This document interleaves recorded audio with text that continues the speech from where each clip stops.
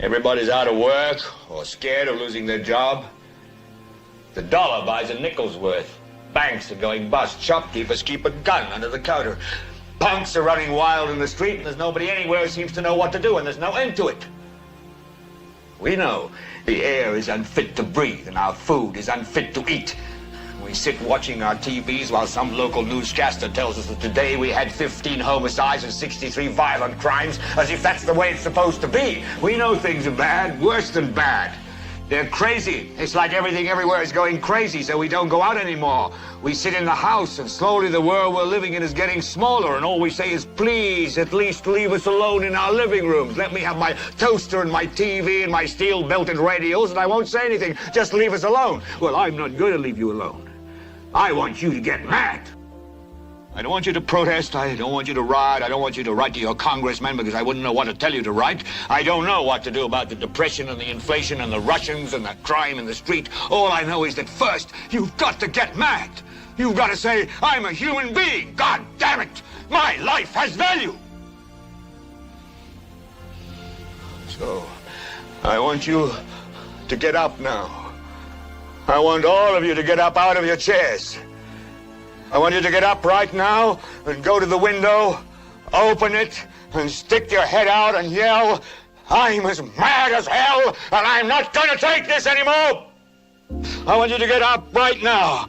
Get up, go to your windows, open them, and stick your head out and yell, I'm as mad as hell, and I'm not going to take this anymore. Things have got to change. How many stations does this go out? You've got to get mad. 67. I know it goes to Louisville and Atlanta. I'm not going to take this anymore. Then we'll figure out what to do about the depression and the inflation and the oil crisis. But first, get up out of your chairs, open the window, stick your head out and yell, and say, I'm as mad as hell, and I'm not going to take this anymore. Who are you talking to, Herb?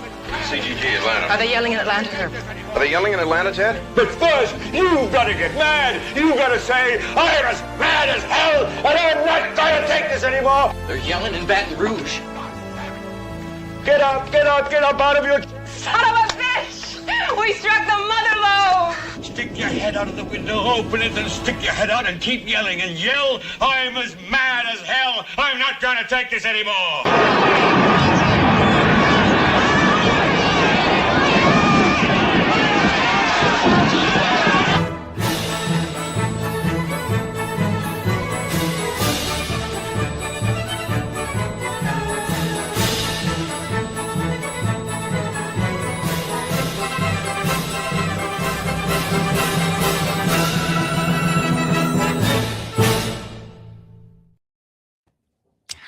Good morning, everyone. And right, I was like, do I walk out the window? Nobody's screaming because I got a baby in my arms here, who does not belong to me. We're gonna put a pin in that for a second because we have questions. But yeah, I hope first of all, hello, good morning, everyone. Welcome to the Mayday Network. If you're joining us on Substack, if you're joining us on YouTube, hello, welcome. I am Michelle Kinney. I'm here with Julie Roginski, Lawrence Winterman, and the one and only Dana Dubois from the Daily Whatever Show, who is now they're both part of the Mayday fam now. They're here with us on Saturdays when they can make it, and we're so happy and we're so honored. We love you. So happy. And I hope everyone enjoyed that clip from Network, which came out in 1976. It is 2026. That was 50 years ago. And that's why in the beginning I wrote, the more things change, the more things stay the same, because you could do that now and you could set this in 2026 and it would be exactly the same. Maybe add a phone. Except there wouldn't be a window people were yelling out of. Right. Yeah. It'd be TikTok streams. It would be all over social media. Yeah. Exactly. So I'm putting something together for another show we're doing, and I came across it. I mean, obviously I'd known about it, but I Googled, great speeches about journalism and film and television and stuff. And that came up and I was like, oh my God. So I wanted to share that with everyone this morning because I don't know about you, but I am mad as hell and I'm not going to take it anymore. And I think it's time. Right. I mean, I also think we're not mad enough at the same time. And so since we spend 99% of our time being mad as hell and we're not going to take it anymore, we also need a little bit of time to Reset. reset and stay sane. So with that said, Julie, did you have a baby? Well, so I got a dog last week and now I have a baby this week. No. This is the weirdest story. Until 10 minutes ago, I'd never met this baby. So I was about to I was about to get ready for the show. The reason we're a few minutes late is because I was a few minutes late. And we have, we're in Pennsylvania at our house. We have a pool. And the pool guys were here to open it, who I've actually never met. My husband's the one who deals with the pool guys. And it's this wonderful couple. So my husband said to me, "Oh, you've got to go up to see the pool people." And I was like, "I got to do the show." He's like, "Just go up and see the pool people for a second. They have somebody you should see." So I go up there, and in our pool house is a little baby carrier with a sleeping baby in it. And of course, my womb starts to hurt, and my uterus starts to hurt, and I'm like, God. Baby must immediately have a baby, because it's not enough that I have a dog who kept me up all night because he's a puppy and she doesn't know where to pee. And so I'm like, oh my God, the baby. And this little baby, his name is Ralph.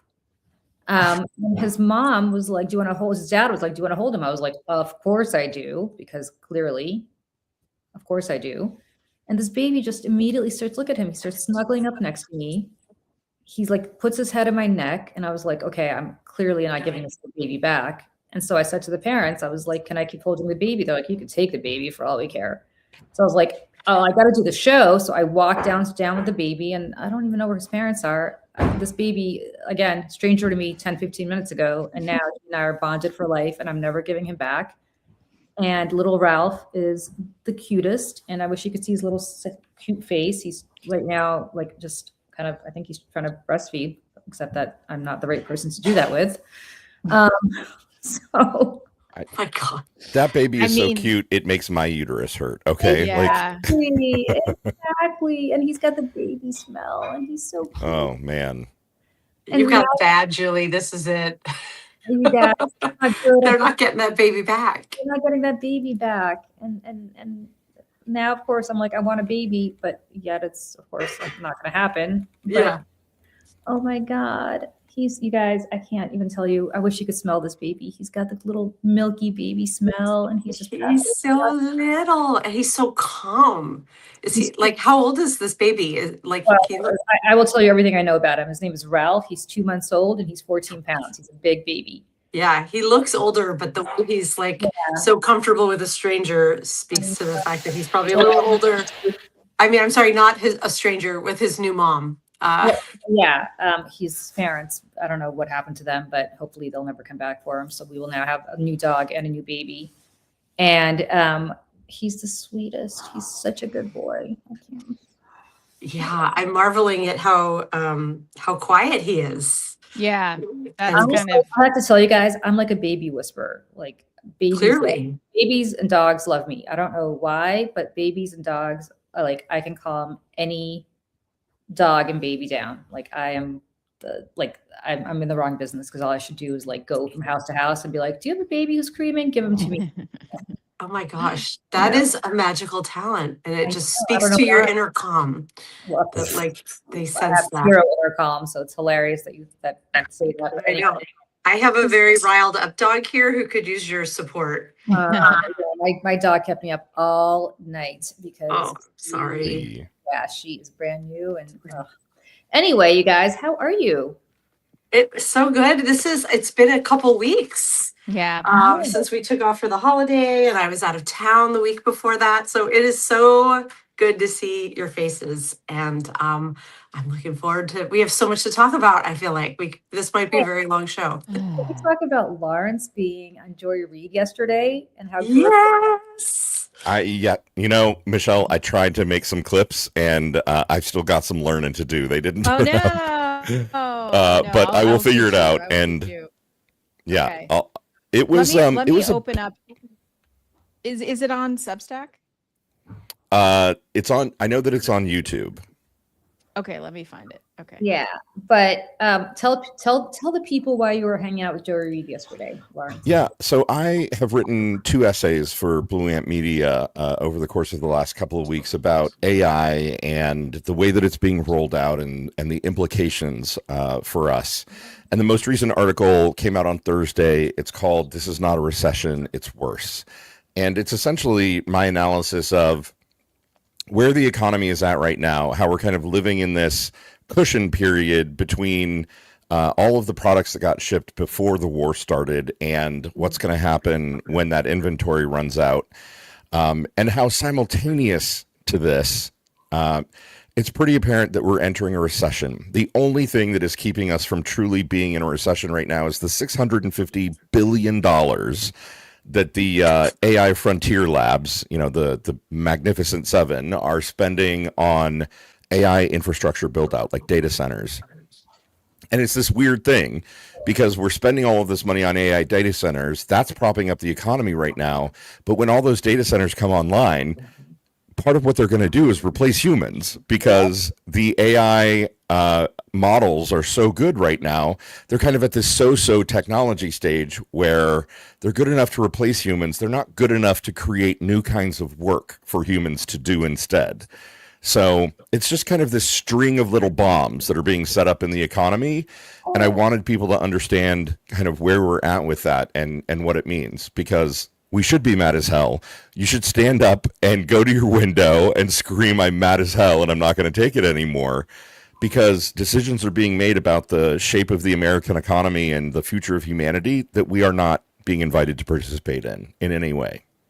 Well, it's interesting that you say this. I was talking to, I don't want to tell you the name because I don't want to, that was not a conversation that maybe he wants me to repeat, but I was talking to somebody who I used to work for, who is if you Googled my biography, you'll probably figure it out, but somebody who was a very, very, very high ranking person on Wall Street back in the day, who I used to work for when he went into politics after Wall Street. Mm-hmm. He and I were speaking, not Phil Murphy.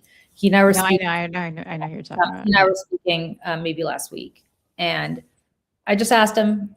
He's very funny. You never ask him about where and how to invest because he'll never give you that advice. But I just said to him, I go, is the market the market seems to be up when all the other indicators are down, and what's that about? Yeah. And he said, and he's right. I mean, this is not anything that we don't know, that there are like 5 or 6 stocks propping up the market. Yep. Mm-hmm. Nvidia is one of them. It's all these chips for all these AI data, for AI.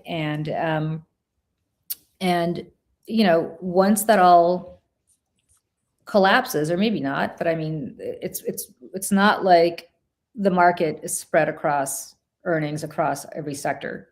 That's right. And the reality is that it's just it's scary.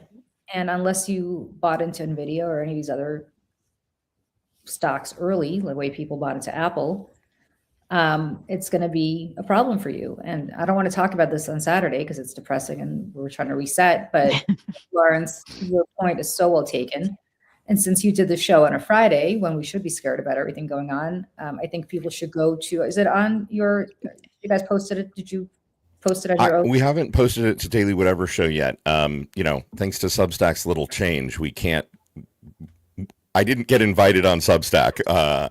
It shows up on YouTube, and so we'll have to go download it and clip it and put it on Daily Whatever Show.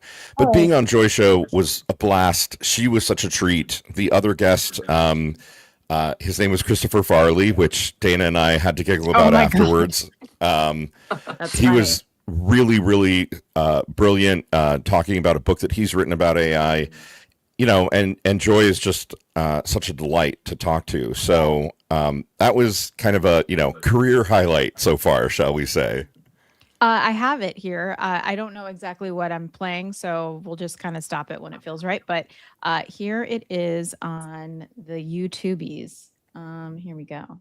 Water and poisoning the air and causing sound pollution all over the country. If you take that out, the U.S. economy had 0 growth last year, none. That is just one of many terrifying things that I read in a recent piece on Substack by a guy named Lawrence Winterman, who warns that we are in something worse than a recession. And joining me now is our friend Chris Farley, author of Who Knows You by Heart, a book the New York Times has called an era-defining novel, as well as the aforementioned Lawrence Winterman, founder of Peptiding, COO of Blue Amp Media, and an essayist and novelist on Substack. Thank you both for being here. I want to start with the threats of AI. Chris, I'm going to start with you on this first. What do you make of the post? No offense to Chris, but we're going to go to Lawrence talking. Probably, yeah. Chris was great, but he gave a long answer there.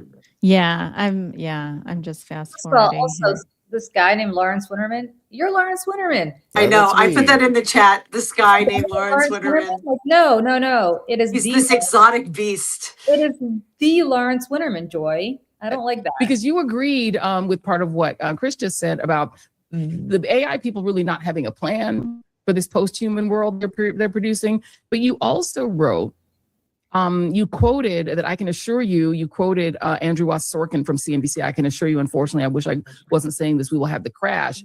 But you said that you take AI out, there's no economy, and therefore we're going to have a crash. Please explain more. Yeah, absolutely. So as I was researching this article, and let me be clear, I'm just a guy, right? Like I'm a Gen X dude who is kind of wondering why his tech job of 25 years mysteriously went away 2 years ago. And as I have dug deeper into AI, I have begun to realize it's because the models that they are building now in these AI frontier labs, the big labs that are doing the most advanced work on AI, those jobs are knowledge worker jobs, basically. The models are essentially mirrors of American tech knowledge workers. And so as I've been digging in and learning more, I've become simultaneously more excited about AI. I've been using AI to do some incredible things with the website I'm building, and more terrified that nobody has a plan.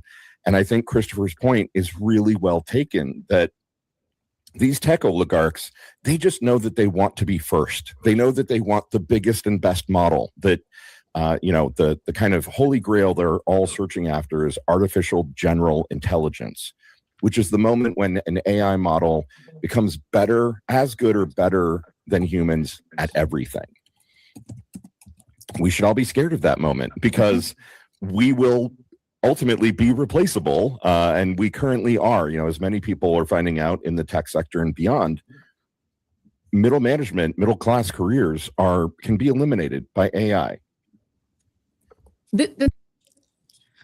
Whew. Well, first of all, Lawrence, well done. Friend, that's called propanolol. Because you guys said that to us in the chat yesterday. We were texting about this yesterday, the four of us, and I had to look it up. What is propanolol? I don't know. Propanolol is a beta blocker. It was originally prescribed for people with heart issues, but it has this amazing ability to just render you preternaturally calm. So moments where you might have cortisol spikes and adrenaline spikes are a little more manageable. Yeah. And I took a couple. It's so funny you say that, Lawrence, because I had a doctor thing a couple weeks ago, and they were going through all the medications, and you're on and they were like, what is it? How do you say it again? Propanolol. They're like, you're what? And they kind of looked at me, and I was like, oh, that's from, okay. I was like, so I was on MSNBC, and I was really nervous, and they kind of looked at me like, what? I was like, no. All right. I was like, I did MSNBC one time because I was launching our super PAC, and I'd never been on TV before. And I could hear my heartbeat in my ears. And I woke up that morning like, I'm going to throw up. Yes, it was the TV part, but also the launching of the thing. And you're talking about your thing, right, Lawrence? And you're like, this thing that I did, and I have to present it to all these people. And it's really nerve wracking. So and for that reason, if you ever watch the clip, which I hope you won't ever watch the second segment, because I was not prepared and I had no idea what I was talking about, and just drifted off into just talking about nothing. And I saw the look on Nicole Wallace's face, like, oh, you didn't answer the question. I'm going to ask Tara now. It was embarrassing. Anyways, but the first segment, I was like, killing it. And thanks to that drug. Thank you. Yeah, the fact that Julie doesn't know what propanolol is and is a super pro who goes on TV all the time, just huge respect, Julie. Well, that's the secret to TV, you guys. Legitimately, would take away any necessity for any drugs when you go on TV. Like everybody's faking it. Like everybody's faking it. Mhm. Legitimately. Like the anchors are faking it, the guests are faking it in the sense that like like the whole key about TV, and I have to say I worked for Roger Ailes, who I had many differences with, but he was a genius at television and he taught me something that's truly like I impart it to you so that you don't have the need for panel. It's all about authenticity. It's all about being yourself. And each of us on this show, and I'm in the chat, are awesome in our own way. And if we just don't pretend to be anybody that we're not, you're going to be fine. Like Lawrence, what you said, you're like, I'm just a guy who wondered what is like, you know, what happened to his career of 20 something years. Like that is, that is the kind of authenticity that people value because, and we do it on, you know, we do it on our shows every day. Like no difference between being, you know, I'm like, granted, I wouldn't probably be bringing a baby on air at NBC, but honestly, maybe somebody had a baby. I know they should normalize it, quite frankly. I mean, they should normalize it because I recommend it, you guys. I'm so calm right now. This little baby is out of my chest. I can like see the peace emanating off of you. And For I think sure. just to, there's a few folks in the chat on Substack who are like, is that an adorable little person attending the show? Yes, that is Julie's new baby named Ralph. That is not my new baby. I wish it was my new baby. For the next hour or so, maybe it's your new baby. Yeah, it is our pool people's new baby who I'd never met the parents before and I'd never met the baby before. And 10 minutes before the show, I was handed this baby to snuggle with. And so I said, what the hell? I'll bring this baby for everybody to meet. His name is Ralph. And he's the cutest. And I wish you could see his little smiley face because he's smiling as he's sleeping right now. But he's such a good boy and he's such a calm boy. And as somebody whose baby was not particularly calm when I had him, I'm very jealous of Ralph's parents because I'm sure they get a lot more sleep than I did back in the day. Oh, he's so sweet. And as I can't wait someone wrote earlier in the chat, and I apologize that I can't remember who put this in the YouTube chat, like that he's the reason we're all here and we're all fighting. Like, what a good reminder to have. What a great point. What a great point. We want Ralph to grow up to have a job and not have it be taken by AI. Yeah. Ralph to be able to attend college and be able to afford it if he so chooses to do that. He might not, but if he does, we want him to be able to have that opportunity. And we want Ralph to grow up in a really kind country where people treat him like this. Strangers treat him the way I'm treating him now and don't call him the R word or the F word or whatever other word Donald Trump has normalized. Yeah. That's all we're talking about here. I predict that Ralph is going to grow up to be a podcaster. He's going to be like, I don't know why, man. I just feel really compelled. Right. Like it's in my bones. I just feel so authentic on air. It's all about authenticity. So I'm going to run into Ralph on the street, having not seen him for 20 years. Like, why do I feel this kinship to this woman? Why do I need to? Right. No.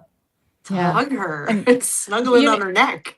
Julie, you were talking about how everyone's faking it. I feel like every time I watch cable news that it's not that everyone's saying the same thing, but everyone's saying the same thing over and over and over, hour after hour. And a lot of the people who go on TV, and I'm like, God bless, you're all so good at it, but it's everyone kind of has the same riffs, you know what I mean? And I think about this, like when I was a performer, I was in a band with Lala Brooks, who is the lead singer of the Crystals. And she sang to do Run Run and whatever. That part doesn't matter. But the whole rest of the band were a bunch of young folks like me, and I was in my 20s. And we used to joke about like how we all, like the singers, we all had like little riffs that we always would do, or like, and it always impressed the audience. And every single time they would all be like, oh. And so the saxophone player, he'd be like, oh, I got this. And so he's like, plays it for us. He's like, I do it every time they lose their minds.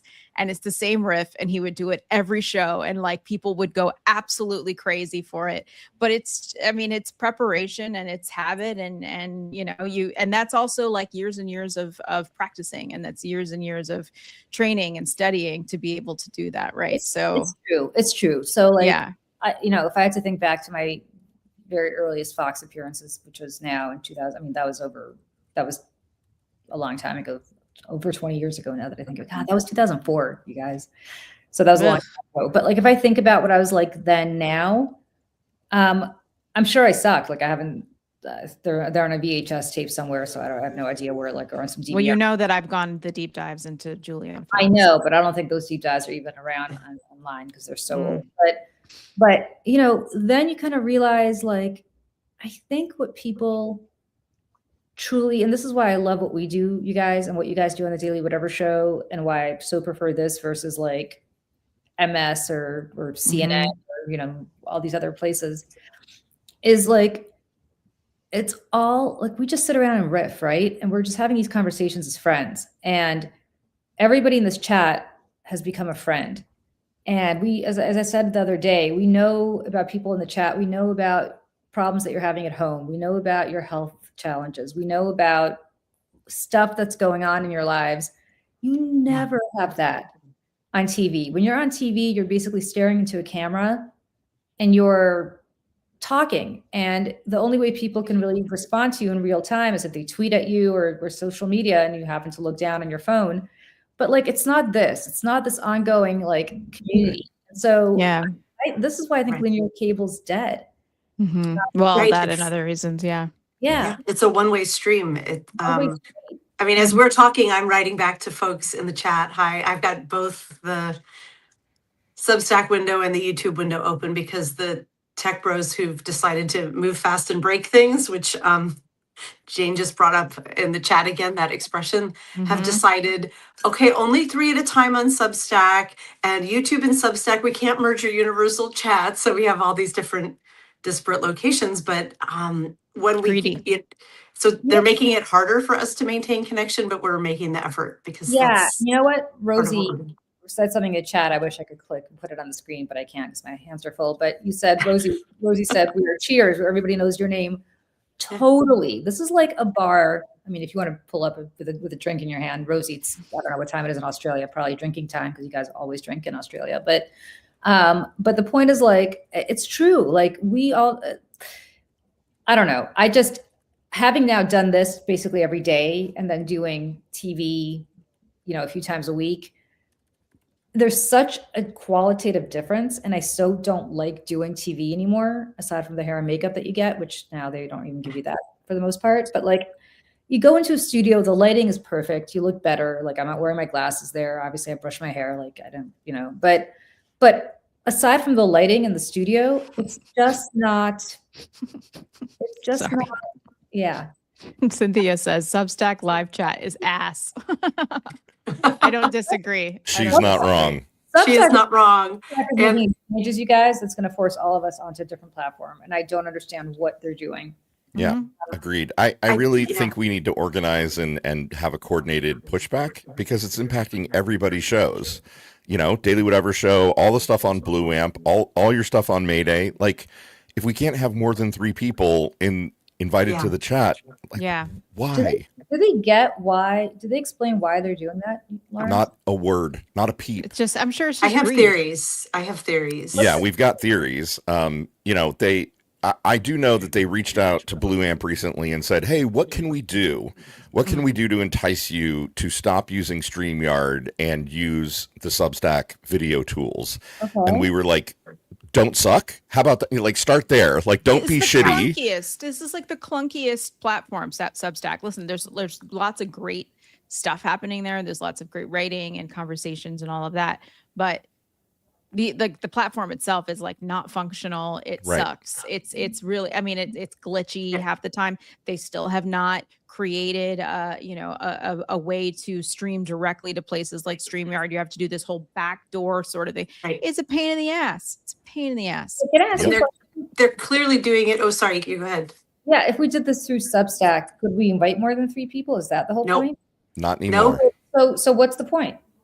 We never Honestly. could. That's why, like, the Daily Whatever Show is, we're an upstart, and we initially moved to StreamYard not because we had amazing videos like Michelle makes. It was simply because you could only have 3 on a live, and we were like, we want to be able to bring more people on. That's why we paid for StreamYard and bothered to learn all the integration.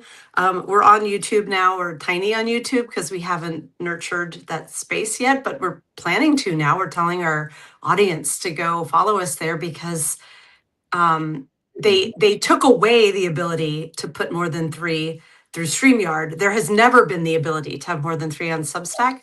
I suspect it's coming, and that's why they turned it off, because I think Substack's goal is to be a walled garden. They don't want us streaming It on is. multiple platforms. They want the entire, like, to just be like, we're the ecosystem, baby. You don't need to go anywhere else. And some for the top creators on Substack, that's probably profitable and smart to do. But for the rest of us, it's gonna hurt us.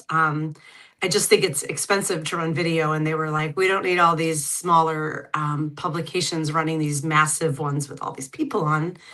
But yeah, it's painful to have a functionality that we have had, that everybody has had, that's helped all of us grow, and then have it be like, not anymore, and with no warning. Like, we went to start the live, and Lawrence, who thank God is more technically savvy with running the integration between StreamYard and Substack, was like, no, not happening.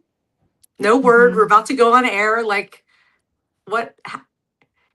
Right. And How- no how can we take notification. this So I was like, seriously? I don't know Yeah. if it's me. Like maybe they banned me from inviting more than 3 people.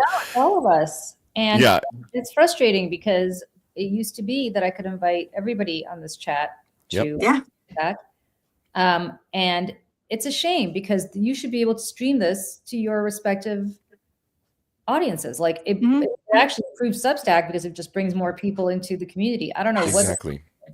Anyway, The rising tide's lifting all boats. exactly. And that's, you know what, that's the other thing. That's the beauty of what we do, which I truly love, which is that on cable, if you're on at, I'm going to make this up. If you're watching Abby Phillip at 10 p.m., that better yet, if you're watching Anderson Cooper at 8 p.m., Yeah. then you're not watching Chris Hayes. And then you're not watching Jesse Waters. Not that you should ever be watching Jesse Waters. So the point is, like, everybody's competing with each other. Whereas on Substack, it doesn't matter. Like if you guys do the Daily Whatever show at 10, and Michelle and I stream something also at 10, which we tried never ever to do because we never want to ever. Everybody here should be watching Dana and Lawrence at 10 a.m.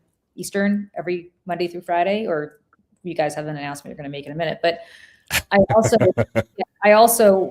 like, the beauty is, even if we do that, people can then watch it later. Like you could just go to YouTube later and watch it. You go to Substack later and watch it. Whereas cable is such competition, and I don't like that because there's sometimes I like Anderson Cooper a lot. I like Chris Hayes a lot. Sometimes I want to watch what both of them have to say. Yep. So Julie Roginski is the baby sedative. It's true. This is a good baby. Look at how long I've had him. I cannot believe that's a real. I'm pretty sure that's a doll of a baby and not a real baby. Right. Because It's like one of those really like lifelike babies that they use on TV now. Do you know what I mean? You know Yes, what I'm oh. talking about? This baby That actually are a little freaky. warm and snuggly, and I can't. Literally, my womb hurts. I want a baby so much. But then again, I also said I wanted another dog so much. And at 2 a.m. this morning, I truly realized what a bad mistake that is. So I probably she'll get bigger, Julie. She'll learn, and then it'll be okay. I actually have a call with a dog trainer. Did you call Craig's people? I did. Oh, Good, good. today, but they want me to set her up to some farm up in Connecticut for like 2 weeks, which is more expensive than I think summer camp would be for my son. I did that with my dog when I first got her because I'd never had a dog, and I was like, I don't know how to train a dog, and I sent her to like a boarding. Don't do it. No. Why? It worked when she was there. She was great. And then she came home with me, and the place was like an hour away. And they were like, you can come back for training anytime you want. And I was like, I'm not going to come. It was like an hour on a day when there was no traffic. Right. And I think you know the pace of my life. So not like they were really, she was really well trained for that trainer. But as soon as we got home, I mean. Okay. Cynthia Rice, if you're the dachshund whisperer, please tell me what to do because this dog is peeing on every carpet. She is literally chewing up. She's chewing up all of my sneakers. That's just like a puppy thing. Yeah. Well, puppy, I don't mind the chewing up the sneakers. She's teething, but like she's got baby teeth. But like and I just want to make sure she's a sweet little girl and she's adorable. But I just can't wake up every 2 hours. I'm so tired, guys. I mean, having a puppy is like having a toddler. It really is. No, having a baby. It's like having a newborn with the wake ups. Newborn's easier. By the way, this puppy and this kid are about the same age. And look at how much calmer. If you saw what was going on in my house with this puppy running around like crazy. Yeah. And my other dog, Hagrid, all jealous watching me hold this baby. He's not liking it at all. Yeah, I was I gotta so say, in the half hour we've had Ralph, he hasn't tweeted anything on Truth Social. He Nothing. hasn't started a war. I'm voting for Ralph for president. I mean, Yeah. he's better Ralph than Trump. 2028. Future's in good hands. I do want to say hello to some of the people over at Substack because I'm watching the chat too. I want to say hello to our friend Ellie Leonard, who's in our What's up, chat. Ellie? And I also, again, speaking of people, we want, the more the merrier, like in terms of the rising tide lifts all boats. Please go and follow her, subscribe to her Substack. She is doing reporting on the Epstein files that very, very few people are even coming close to. And she came on our podcast a couple of weeks ago. Just one of the best conversations that I have had. I mean, all the conversations we have are great, but the most memorable. And I was like, we could stay on for hours. And she's a great person. Right. Also, like the nicest, most authentic human who has ever lived. So you should know Ellie. 100%. Did you guys watch last night as she was on reading the Epstein files? Ellie. No, I missed that. Ellie's still watching. Ellie, what you're doing. Oh, she's here. Because I can't see because my hands are full. But Ellie went, and so did I, to read the Epstein files a few weeks ago downtown to the Donald J. Trump and Jeffrey Epstein memorial reading room, whatever it's called, down in Tribeca, New York City. I read for about 20 minutes and I thought my throat was going to give out because baby. Look how we all gasped. Baby. No, look at how good this baby is. Oh, but Ellie's actually. Oh, is he bopping? Is he bopping? Nope. He's okay. He's okay. He's good. He's good. Oh. Just rearranging. You're a good boy. No. Okay, that sound is making my uterus hurt now too. I didn't know I had one. Oh no. Oh no. I get it, kid. I feel that way all the time. I wake up, I realize he's still president, and I do that. Yeah. Oh, look at Oh my God, Julie, you are a baby whisperer. That was real. Good with babies. That was some serious magic right there. I'm good with babies. Do you all remember that scene in the movie Children of Men? No. Oh, yes. Okay, so I saw Children of Men like a half a second before I got pregnant with my first. Like I don't remember the timeline, but it was right around then. And there's the premise of the show, the movie, it's dystopian. And there's been some crazy flu that's hit and it's killed all of the youth and all of the pregnant moms lose their babies. And so you when the movie starts, you were in a world where the youngest person in the world is 18 and has just died. And the entire world is grief because like this person represented a final hope. And I won't go into the whole movie, but partway through, there's a woman who the protagonist finds out is pregnant, but she's a refugee. And no one knows how or why she managed to hold on to a pregnancy, but he helps her deliver the baby under dire circumstances. And there's war outside and fighting, but there's the scene, and I think it's all shot as one clip where she walks out holding the baby. Yeah. And all of the fighting stops and it's just silence and like reverence. I know, as this baby and the mom walk through the war to the other side and everyone's pauses. I have goosebumps too. And then as soon as she's through, all the fighting starts again and they have to run for it. But there's this pause because everyone feels the hope of a new life. And I was like, I want to have a baby. That was when I was like, okay, no, I'm positive I want to have a child. It'll be hard, but I'm certain. And I think we're all feeling a moment of hope because of Ralph. Like that's what babies represent. It's funny you say that because I think a lot about that movie. Yeah. And I think a lot about this article that I'm going to show you guys that was written. Oh no. That was written in Vulture in 2016. Okay. So I'm going to put this up on screen. Back in the olden days. Back in the olden times. This was written 10 years ago. Nice. Okay. Vulture. Future shock. Director Alfonso Cuarón, I hope I'm saying that right, revisits Children of Men, his overlooked 2006 masterpiece. So at that time, it was 10 years old. So now we're looking 20 years back and an article that's 10 years back. Okay. which might be the most relevant film of our dark new century. And this was written by Abraham Reisman.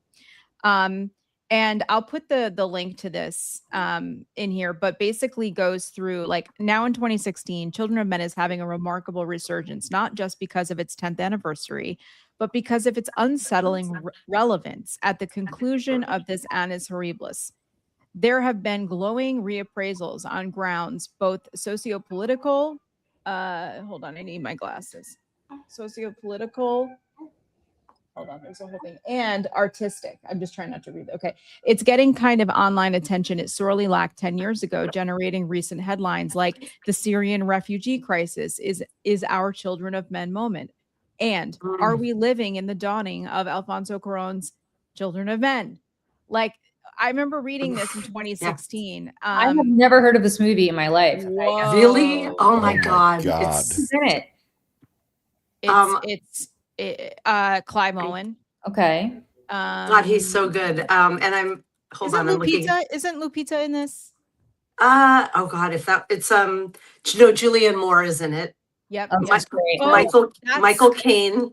Yes. Michael Caine. Wow. Julianne Moore's scene, by the way, again, I'm not going to give it away, but like, Extraordinary. is another extraordinary piece of like filmmaking. It is one single shot, one continuous shot, and it's crazy. It's crazy. And honestly, too, I mean, it also touches on, you know, to Dana's point about the infertility crisis that is happening in a time when there is war, when there is sickness, when there is, oh my God, the baby. And you know, Try to burp a baby. I haven't burped a baby in like 14 years, but we're gonna do our best. He's like, Hi, there's the little face. I love that wide-eyed, like, what am I seeing? What's going on? because this I don't know this house. I've never been here. Right. Like, who's this woman? Why is she holding me? And I No, never seen her before. We'll never probably see her again. Oh, what a good burp. Did you hear that? Yeah, Yeah. that was great. Burp. That was epic. Hey, you guys, do you have an announcement you want to make? Oh, yeah. Kind of, sort of, maybe. Yeah, Let's we do it. do. Let's do it. You want to do this, Lawrence? Shall I do this? Here's the gist. We've been doing the Daily Whatever show for 5 days a week for the last year plus a couple months. And we love it. It has been one of the best experiences, I think, of both of our lives. And we want a summer vacation. So we're going to take a little summer break and only broadcast on Fridays. So we've got 2 more weeks of shows. And then we will do Effed Up Friday every Friday over the summer. And then mid-September, we'll come back in some format. We're kind of going to use the time to plan and be strategic. Dana, fill in what I missed.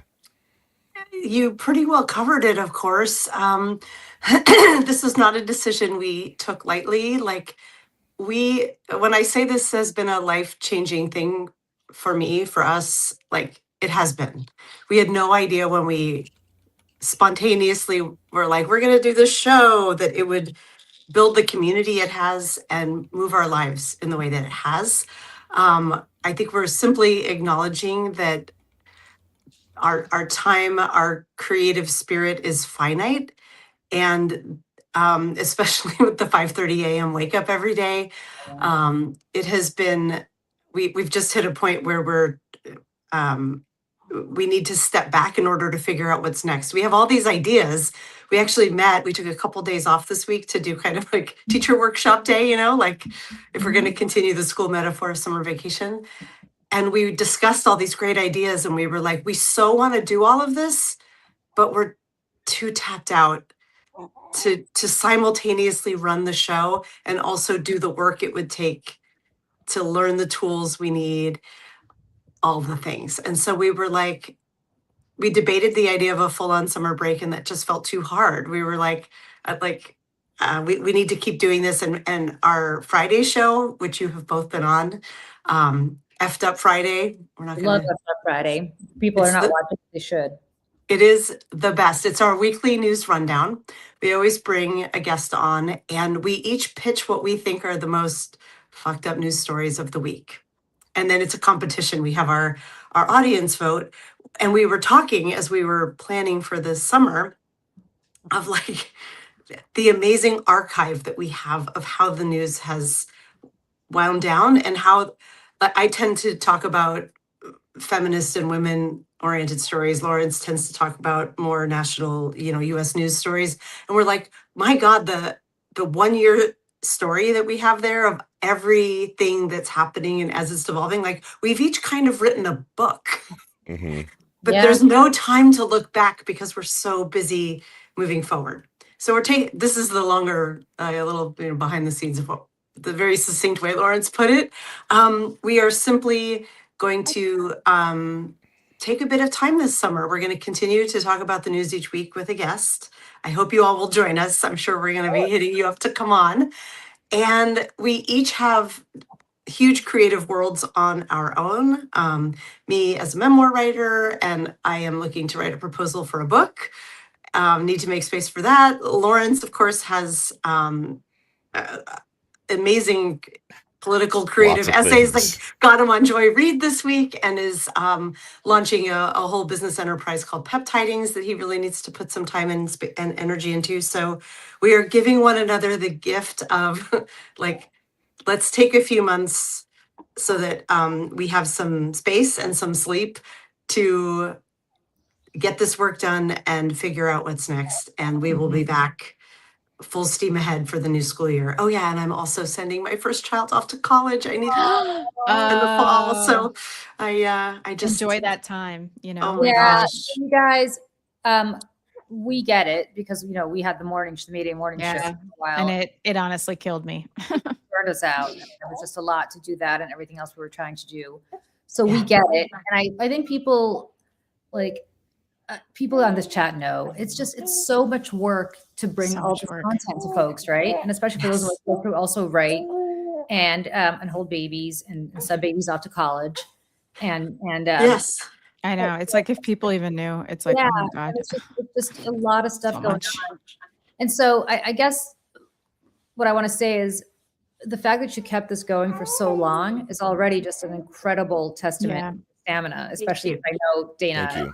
that is insane for where you are. I mean, you're in the West Coast. And Yeah. and so take the summer off. We are kind of also thinking about what more kind of, what kind of content we want to bring versus what we have Yes. been bringing. Mhm. I mean, and that's what it's all about, right? You kind of, that's the cool thing about doing this here and not being, beholden to corporate overlords and things Yeah. like that, telling Right. you, I saw a great clip the other day from a filmmaker whose name I forgot, and I'm so sorry about that. So credit to you. That audience comes last in a lot of ways when creatively, right? It's like, Mhm. Yeah. and I not to sound disrespectful to an audience that shows up, but it's like creatively, like you have to make things that you like and that that move you, and because of that, it is authentic, and people will see that, people will gravitate towards that, and people will like it if it's true to you, right?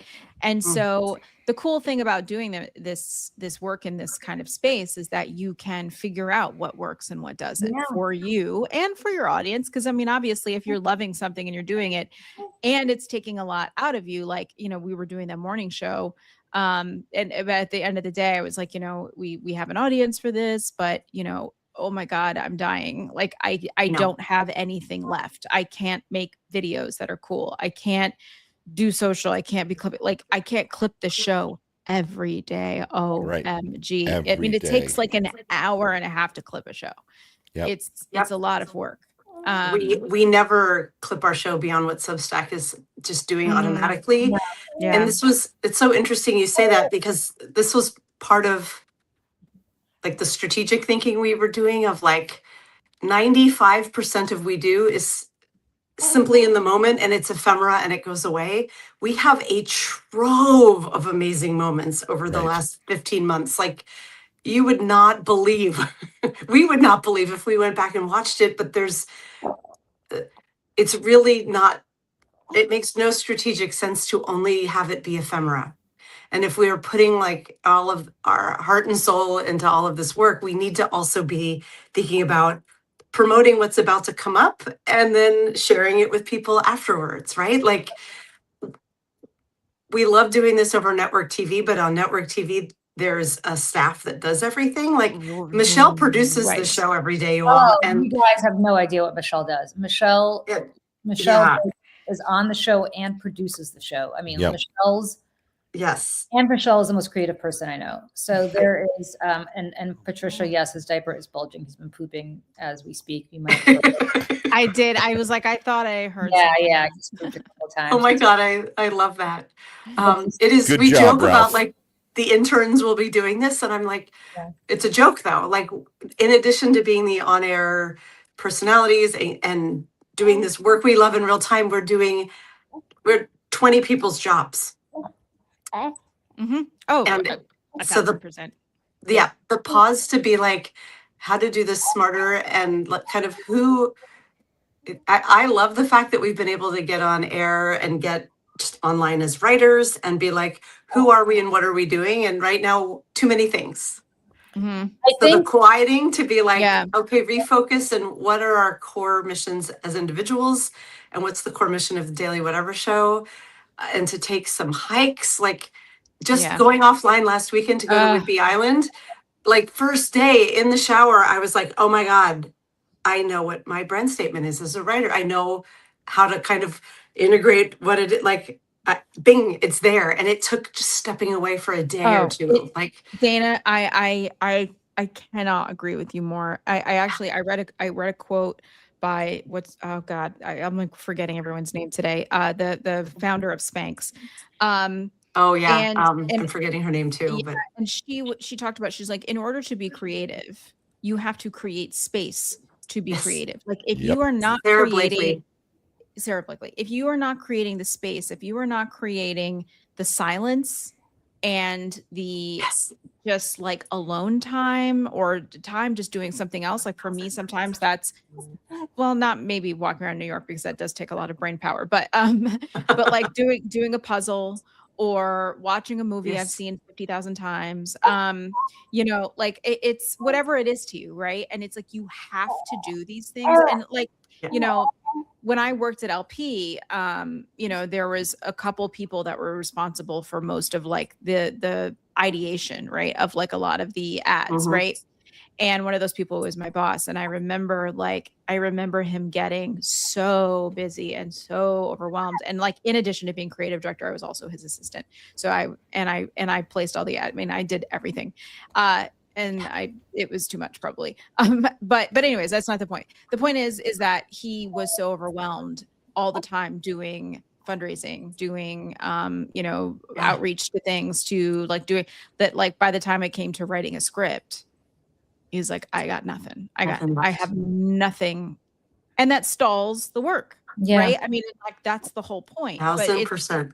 How do you be the CEO? How do you be the CEO and forward facing person for a brand that constantly needs momentum, constantly needs support? So it needs you, it needs your presence, but also it needs your creative juices too. And it's a very, very hard balance to strike. Yeah. Very giving you all the snaps. You get it. Absolutely. And I will just say this, Dana, you mentioned the shower. Like I do my best thinking in the shower because there's nothing else to distract me, right? Right. It's like the one time of day when you're like, I'm at peace, the water is hot, smells good from the soap, and suddenly brain is like, oh, I'm happy. And here's an idea. Why don't you do it like this? Right. Yeah. I had these same. Mary, if you're listening and not watching, Mary sent a comment that says, this is an American concept that I alone can do the work. And thus, if I'm not working, I am not valuable. And this is Michelle adding on my comment here that is the foundation of the American experiment is slave labor.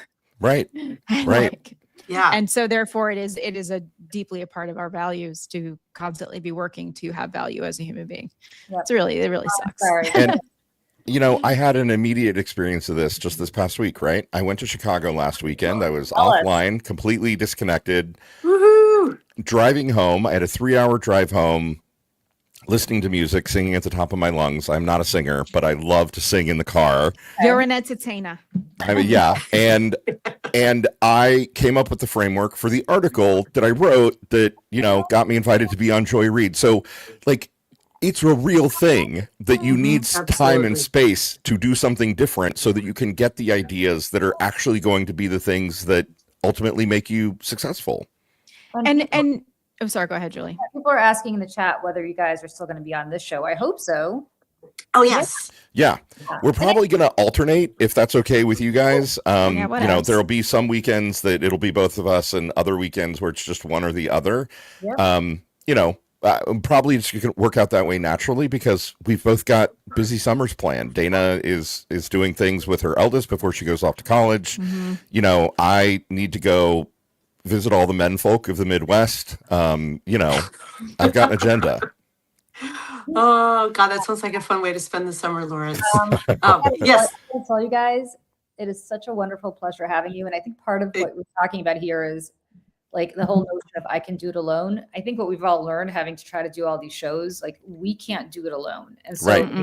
this is what I love so much about this whole enterprise is collaboration with people who you love and think are so talented like you two is so important because, you know, if one day, I don't know, something happens and I can't be on the show or Michelle can't be on the show, like you guys could still do it with other ones. So it's not like, you know, and I think Anytime. Yeah, you're not getting rid of us, that's for sure. no, but I think it's so important to be able to collaborate and so important to be able to create community. And that's what I really think we mean about community. And that's what we're trying to do here. And it's critical. Like it's really important. Otherwise you're going to be.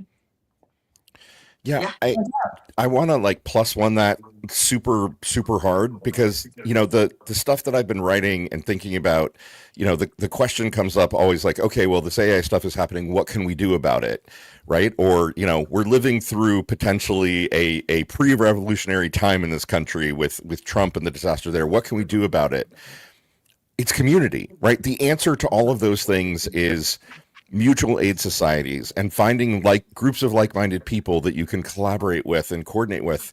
The American revolutionaries had the committees of correspondence. We've got Substack, right? And YouTube. I think that's what we're doing here. You know, we are finding a community of people who think the same way so that when the time comes, we can collaborate and coordinate and, you know, take our country back. Yeah. And that's Well, you know, and that's, yeah, in the immediate aftermath of Donald Trump being elected again, the first thing I did is just laid in bed and sobbed. But the second thing I did, obviously, was to reach out to people, right? To talk to people and to find community. And that is kind of the word that everybody was using. It's like, we are going to get through this with community, whatever that means to you. And make and it's interesting too, because we all know each other through this, you know what I mean? And we're thousands of miles apart. And it's wonderful. And like, I 98% of like the people that I talk to are probably like you guys and people from online. But it's also equally as important to find your people in person. And like, I think that's also part of like having the space to be creative, right? Is to find people bring you joy, whether that's your girlfriends or your boyfriend or your grandma or you know, whatever it is, finding those people that make you feel whole and make you feel safe and make you remember why we're all fighting, like the little baby that we have, baby Ralph here. And also, you know, I hope you guys don't mind here. I have a little, where did it go? Do you ever like send stuff to your computer and then you're like, where did it go? Oh my God, Michelle, we should have a whole conversation about how many conversations we're having in so many threads on so many platforms that I sometimes like. I also have a full-time like corporate day job too. So there's email, there's Slack, there's all the things there. And then I have them all personally as well, right? There's Slack, there's Signal, there's text, there's multiple threads and all of those things. There's all these different email addresses. And sometimes I'm just like, I have no idea where I saw that anymore. We were not meant to. And then of course, social media. So there's like, I wrote about this last weekend. One of my very best friends in the world, Sandra, hi, if you're listening, she expatriated to Berlin years ago. We come Wow. and visit each other for every few years. We're birthday twins. We're 4 days apart. And last week, a mutual friend, Sunny, messaged me and was like, "Oh, is Sandra's in Seattle?" And I was like, "What?" And I looked at her Instagram and I saw a photo of Greenland from the sky. And someone asked, "Where are you going?" And she said, "Seattle." And I was like, "Oh my God, how is she coming here?" And she didn't tell me. Is she mad at me? Like, what's going on? And then I went and looked through my Instagram messages, and she'd messaged me weeks earlier Oh saying, "Hey, God. can we get together?" But I'm like, my Instagram messages, it's mostly people just sending me I don't even check memes, them. I don't even check Right. them. right? I don't Same. even check them. And she maybe had messaged me on WhatsApp, which after I got my new phone, I never reconnected because I don't use it very often. But we are like, I think Ezra Klein did a story about this, about Gmail, about how he had like 1 million Gmails and he just like we're saving everything so we can find nothing. It's that Yeah. same problem, right? Of like, we miss real connection because we're so flooded in Mhm. so many channels. So sorry, I just popped off when you were like looking for something about us. No, I think literally just sent myself a video to oh, you know why? Because I sent it to this wrong goddamn computer. See, I've got too many computers and I'm sending it to my MacBook Air instead of my MacBook Pro. That's where it is. I'm like looking all over. I'm like, where are the Oh my God. downloads? And I'm like, I sent it to the wrong. Jesus Christ. But the whole thing that I was going to say, and now this is going to take another century to load in Nope. here. But um one of the things that I love to do is to pretend that I live in another time. And this is something, if you knew me before COVID, before I got into this world, I was always going to like big band things or, you know, swing, swing dance events with orchestras and things, or burlesque shows, things like that, which by the way, burlesque is Burlesque shows. amazing. I And love burlesque burlesque. is same. And it has become, I remember Dita Von Teese talks about this, that Yeah. like the majority of people who attend her shows are women. Because it's so empowering and it's so Yeah. like again community where women find each other and feel safe and being like, oh my God, isn't this beautiful and fun and everything. And it goes, usually the only men who come to my shows are gay men or the husbands of the women who are coming to my Yep. shows. And so last weekend, I went to the USS Intrepid for an event that I had been waiting to come back since before COVID. It was every Memorial Day for quite a few years. They had this, and it was on the flight deck of the USS Intrepid. If you don't know New York, Ooh. it is a huge aircraft carrier that was in World War II, and it's been all over the world, and it's docked right about 46th Street on the west side in the Hudson River. Okay. And there's a museum inside of it. There's got all these planes from World War II to Vietnam, Korea. They have all kinds of stuff, and you can look at all of them. Anyways, there's a thing called Battle of the Bands, and it's every Memorial Day weekend, and it's during Fleet Week, right? So Fleet Week Yeah. is that Wednesday to Wednesday, and so what it is really is a celebration of a time gone by, and everybody gets dressed up like it's 1942. And there are several orchestras. There are, professional. I mean, I say professional, like they're professional level. These people just do it for fun. Like it's amazing. The best dancers you've ever seen in your life. Crazy. Wow. There's a fashion show where everybody has like vintage clothing and like there's like a little parade. And the last hour, 2 hours or so is two orchestras, like having a battle. And it's not a battle really, because obviously they've like rehearsed together and everything, and they just kind of go back and forth. But hold on, let me see this. This is Battle Bands. Here it is.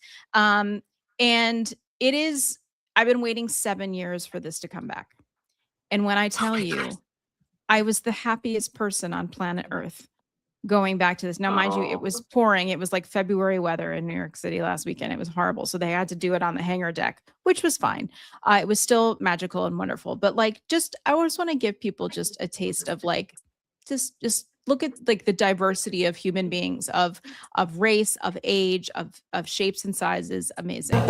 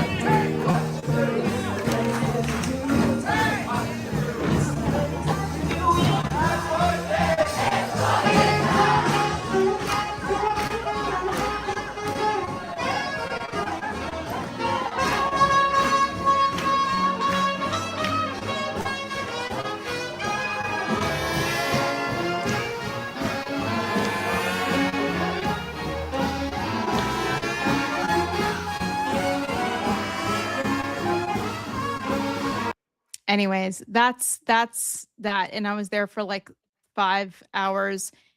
It was the most fun. I was like, got all dressed up. My husband got all dressed up. It's the best. And for me, like that's it. That's what it's about. And the Nice. thing also, and It to was like tie so it, much fun. I know it's like I get teary eyed even just watching it because like all these people like they all know the same dances and it's a celebration, like I said, of a time gone by. And the thing that made me actually a little bit sad is looking around the hangar deck at all of these people celebrating this time of 80 years ago, and all of these people that have made their mark on our culture and this thing that we're still doing 80 years later Mhm. are all gone. They're all gone. Like my grandparents used to dance like that. Yeah. They danced like they used to do little competitions and things. Like they It's so cute. yeah, and like my grandfather would have been 102 a couple weeks ago. Yeah. You know what I mean? So it's like My grandmother, 103. You saw the post I made about her in the dress. yeah. Oh my God, amazing, She- amazing. And so like and I think about that too as it connects to what it is that we do, right? And this is why Yeah. we are fighting because they fought. And all of these people, it was an effort for men and women going overseas to women doing amazing things here at home and overseas. You know, so all so that we could have freedom and so that we could beat Hitler. And like, so here we are when the call is coming from inside the house now, you know what I mean? So Yeah. it's just, it's like this kind of crazy thing to Right. think about, but otherwise just joyful moment in our history in terms of culture and music and film and everything. And here we are 80 something years later, just still doing it. Should normalize people learning the same dances and all knowing yes. them when they go out. Like Yes. we have never known that unless we intentionally go seek out a salsa dance Yeah. Or night or line swing dancing. Yeah. Yeah. or country line dancing even. But like, yeah, we should normalize that again because I That was don't my know, grand. it's- I think like my mom texted me. Wasn't that Grandpa's birthday too? I think that my grandfather would have been 102 on May 13th too. Oh, That's wow. crazy. That's crazy. Oh, Anyway, sorry. May 2nd for my grandmother, but yeah. Oh my right- gosh, amazing. right in the same era. And God, it's hard to hate the person who you're touching and doing dance moves with and collaborating with. I'm just thinking Mhm. about like this whole like incel. I don't think like the whole incel manosphere is going to be fixed if everyone learns how to swing dance, but also It might be. Right. it is hard to hate at the same level when you have to coordinate your movement Different, and baby. to walk in a rhythm Mhm. with someone who's directly across from you. And there's there's a big metaphor there. Like, Oh, 1,000. I mean, I like in addition to these kinds of events, I'd go to swing at Lincoln Center. They would have an Yeah. orchestra there and like everybody's dancing, huge dance floor. And like if you're just kind of there, and I would go to them sometimes by myself, and you just kind of stand there and like some man will walk over, would you like to dance? Yes, I'd love to. And you just dance with a stranger for a couple songs and like you don't talk and it's Right. I love fine and that. it's just fun. And all the men, by the way, are so respectful, so lovely in this community. Yeah. And it's you know, my husband, you know, he tries. He's not much of a dancer. He's an entertainer. So you know, but you know, he But tries. he tries. And, yeah. Does he dress But, up? yeah, as best he Okay. can. Yeah. He finds As stuff best- in his closet that kind of suggests, you know. But era. you know, Husband Yeah. is such Julie, Sammy D just wrote in the Substack chat in all caps, OMG, Julie turned Ralph into a puppy. I know these are magical powers you have. Right. The cute overload coming from Julie's window is not even fair. Why are we even here? We can't I mean, compete. and my Yes. my 14-year-old's not even here. He's actually Right? he's actually at a squash tournament this weekend, so he's not here. Mm. He's Michelle, I want to riff on something you said, which is like, as you're introducing that, you're like, look at all the diversity of people, like the shapes, the sizes, the colors, like everybody of every gender. Mhm. I look at a scene like that and it makes me want to fucking cry, right? Oh, yeah. Because I am like, humanity, I love you. Yeah. And I guess there are people in the world who look at a scene like that and hate it. And Yeah, I don't don't get it. understand those people at a very fundamental level. Don't get it. I see a vast diversity of people getting along and having a great time, and it make and like my heart sings. I think maybe the world just comes down to there are those of us who love seeing a scene like that, and those of us who hate it. Well, this is why cities are liberal. Right. I mean, because there's so many different kinds of people, and we're forced to live in a very small space and see each other and each other's humanity, and we have to function, and we have to live together, and go to the coffee shop together, and all the things. We have to ride the subway together. And even at this thing, I mean, you saw there were like women in like their 80s. There were people that are younger than me, like in their 20s and teens, and oh my God, what is happening? Bippity boppity boo is happening in Julie's screen here. Right. But next she's gonna bring in like an ostrich and a giraffe, and like it's just an endless. It's gonna be like the Lion King. Baby deer. There's a lot happening here. But You might want. yeah, I'm just gonna. I'm gonna just mute her for a second. So what was I saying? The living in a city, you can't help but be liberal because you're surrounded. Yeah, exactly. And like there was a couple young parents, like, I mean, I say younger, like in their probably mid-30s, and they had both their little boys there with them who were probably 4 years old. And they were in little sailor outfits and knee-high socks, and they were like dressed to the nines, but they were like so well behaved. And like this was like at 10 o'clock at night. Like just like, and they're just like having a great time. And like it's the best. And this is why I know that I'm biased, but New York City is the greatest city in the world. And this is why I will never leave, because as expensive as it is, and as many blocks as I continue having to move north because I get priced out of a neighborhood, I will not leave, because I get to do things like this. And I want everyone to be able to do things like this everywhere. And it makes me sad that people don't, because, and you brought up the incel thing. I hadn't even thought about that, Dana. I hadn't even thought about the incel thing, because yes, if we were going out and doing stuff that we love to do, if we let our freak flag fly, right? In whatever way that means, whether that means going to karaoke, where I met my husband, right? In a karaoke bar situation. Like it's, I hate to sound like Scott Galloway here, but it's like, you got to go outside and like meet some people. You know what I mean? You got to do it.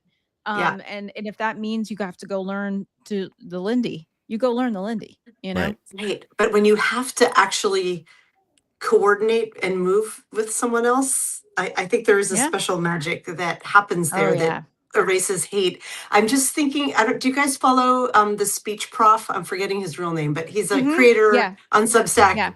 He's mostly on Reels. And he's also literally a speech professor at a college in LA, I think a community college, but he made a video the other day, and it was nothing revolutionary, but he just so simply put this of like, conservatives say that people go to college and get radicalized and end up being liberal. And he's like, in my 20 years of teaching, I have to tell you, it's not because the professors like me are radicalizing them. It's simply that they come into a classroom and they meet diversity of people. And suddenly the trans person who's been vilified for that, a small town kid's whole life, is just their classmate trying to get their homework done and trying to earn a degree that next to them. And, people from all over the world are working together in a classroom. You can't hate them or other them anymore because you have a shared goal. Same idea, New York City, even working in tech like I do. I'm like, I remember years ago, my dad said something kind of racist. I don't remember what. He said a lot of racist things. And I was like, oh, you think, he admires where I work because it's a tech giant. And he was just like, I was like, if you were here for 5 minutes, you couldn't say things like what you just said, because you'd be run out of the building, first of all. But second of all, like, I am in such a racial minority where I work. You have to adapt, and you get to eat really great food because it's coming from all over the world. And you just meet people who are celebrating holidays that are not holidays that you celebrate. It's just normal because that's who's around you. And if everyone could experience that, they just experience, sorry, just to finish, could experience joy and normalcy with people who they're othering, It's real hard to other them. Yeah. It's so true. So Michelle and I did a show on Thursday about what's happening at Delaney Hall over in Newark, New Jersey. Oh God, I watched part of that. Oh my God. It was really powerful. And I got really emotional, which I typically don't do. And then I said to Michelle, I go, I can't believe I have to, there are people who are literally being beaten to death, not to death, but people who are being beaten and starved and are on a hunger strike right now. Right. And then you had to go make dinner for your family. And I have to go to the Philharmonic tonight, right? And the Philharmonic, my husband and I have a season tickets. It's not a baseball game, but we have like a season subscription. So we go to the Philharmonic all the time. We are both humongous classical music fanatics. It's just interestingly, both came into our relationship individually being classical music fanatics, not realizing that both of us were into it. So we go to the Philharmonic all the time. And, I was not in the mood to go because I was like, it sucks. But we walk over there. We don't live too far from Lincoln Center. So we walk over there. And the Philharmonic is like the whitest place on earth. Yeah. Like I bring the average median age down by like 50 just by being. Yeah. It's like the 70 and up club over there. Yeah. Although I have to say they are bringing younger people in. Anyway, they have to make it more affordable for young people. Like it's so expensive. Like they have to make it more affordable. But anyway, the point is, I'm looking around and I just was not feeling it. And then the music begins and I'm like, transported. And the thing is with the Philharmonic, like it's not a ballet and it's not an opera. So you're not actually watching the stage. You're just like feeling it, right? It's like, it's not like there's any entertainment.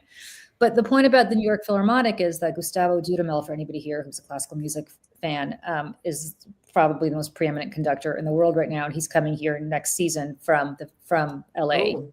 And so this year, what they've been doing is they've been having not random, but they've been rotating conductors because they're waiting for him to come. And this conductor was a Chinese, she was born in Hong Kong, but she was a Chinese American woman. I don't know if she's American, but she went to school and college here.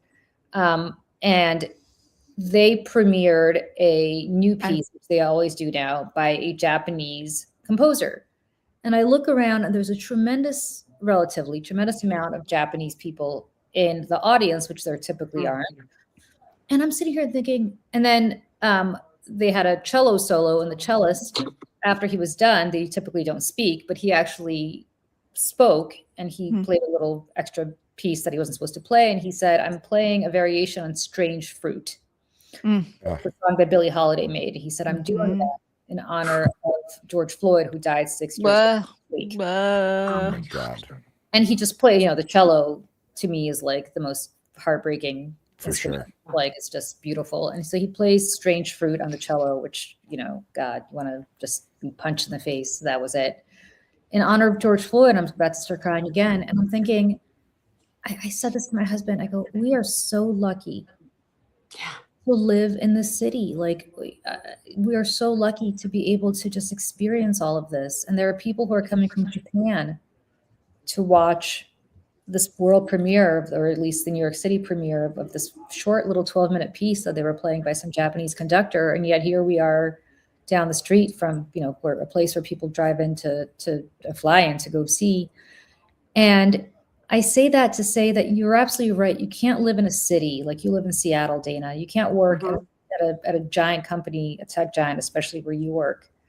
You can't be where Michelle and I are and be conservative and be MAGA. I shouldn't say conservative. You could be conservative, but you can't be MAGA because you are among people who just have such varied experiences that you can't live among them and hate them. Like they're in your face all day long. Like my neighbors are in my face all day long, and some of them I really don't like. The point is we live together. Yeah, I love my neighbors. I know all of them. Yeah.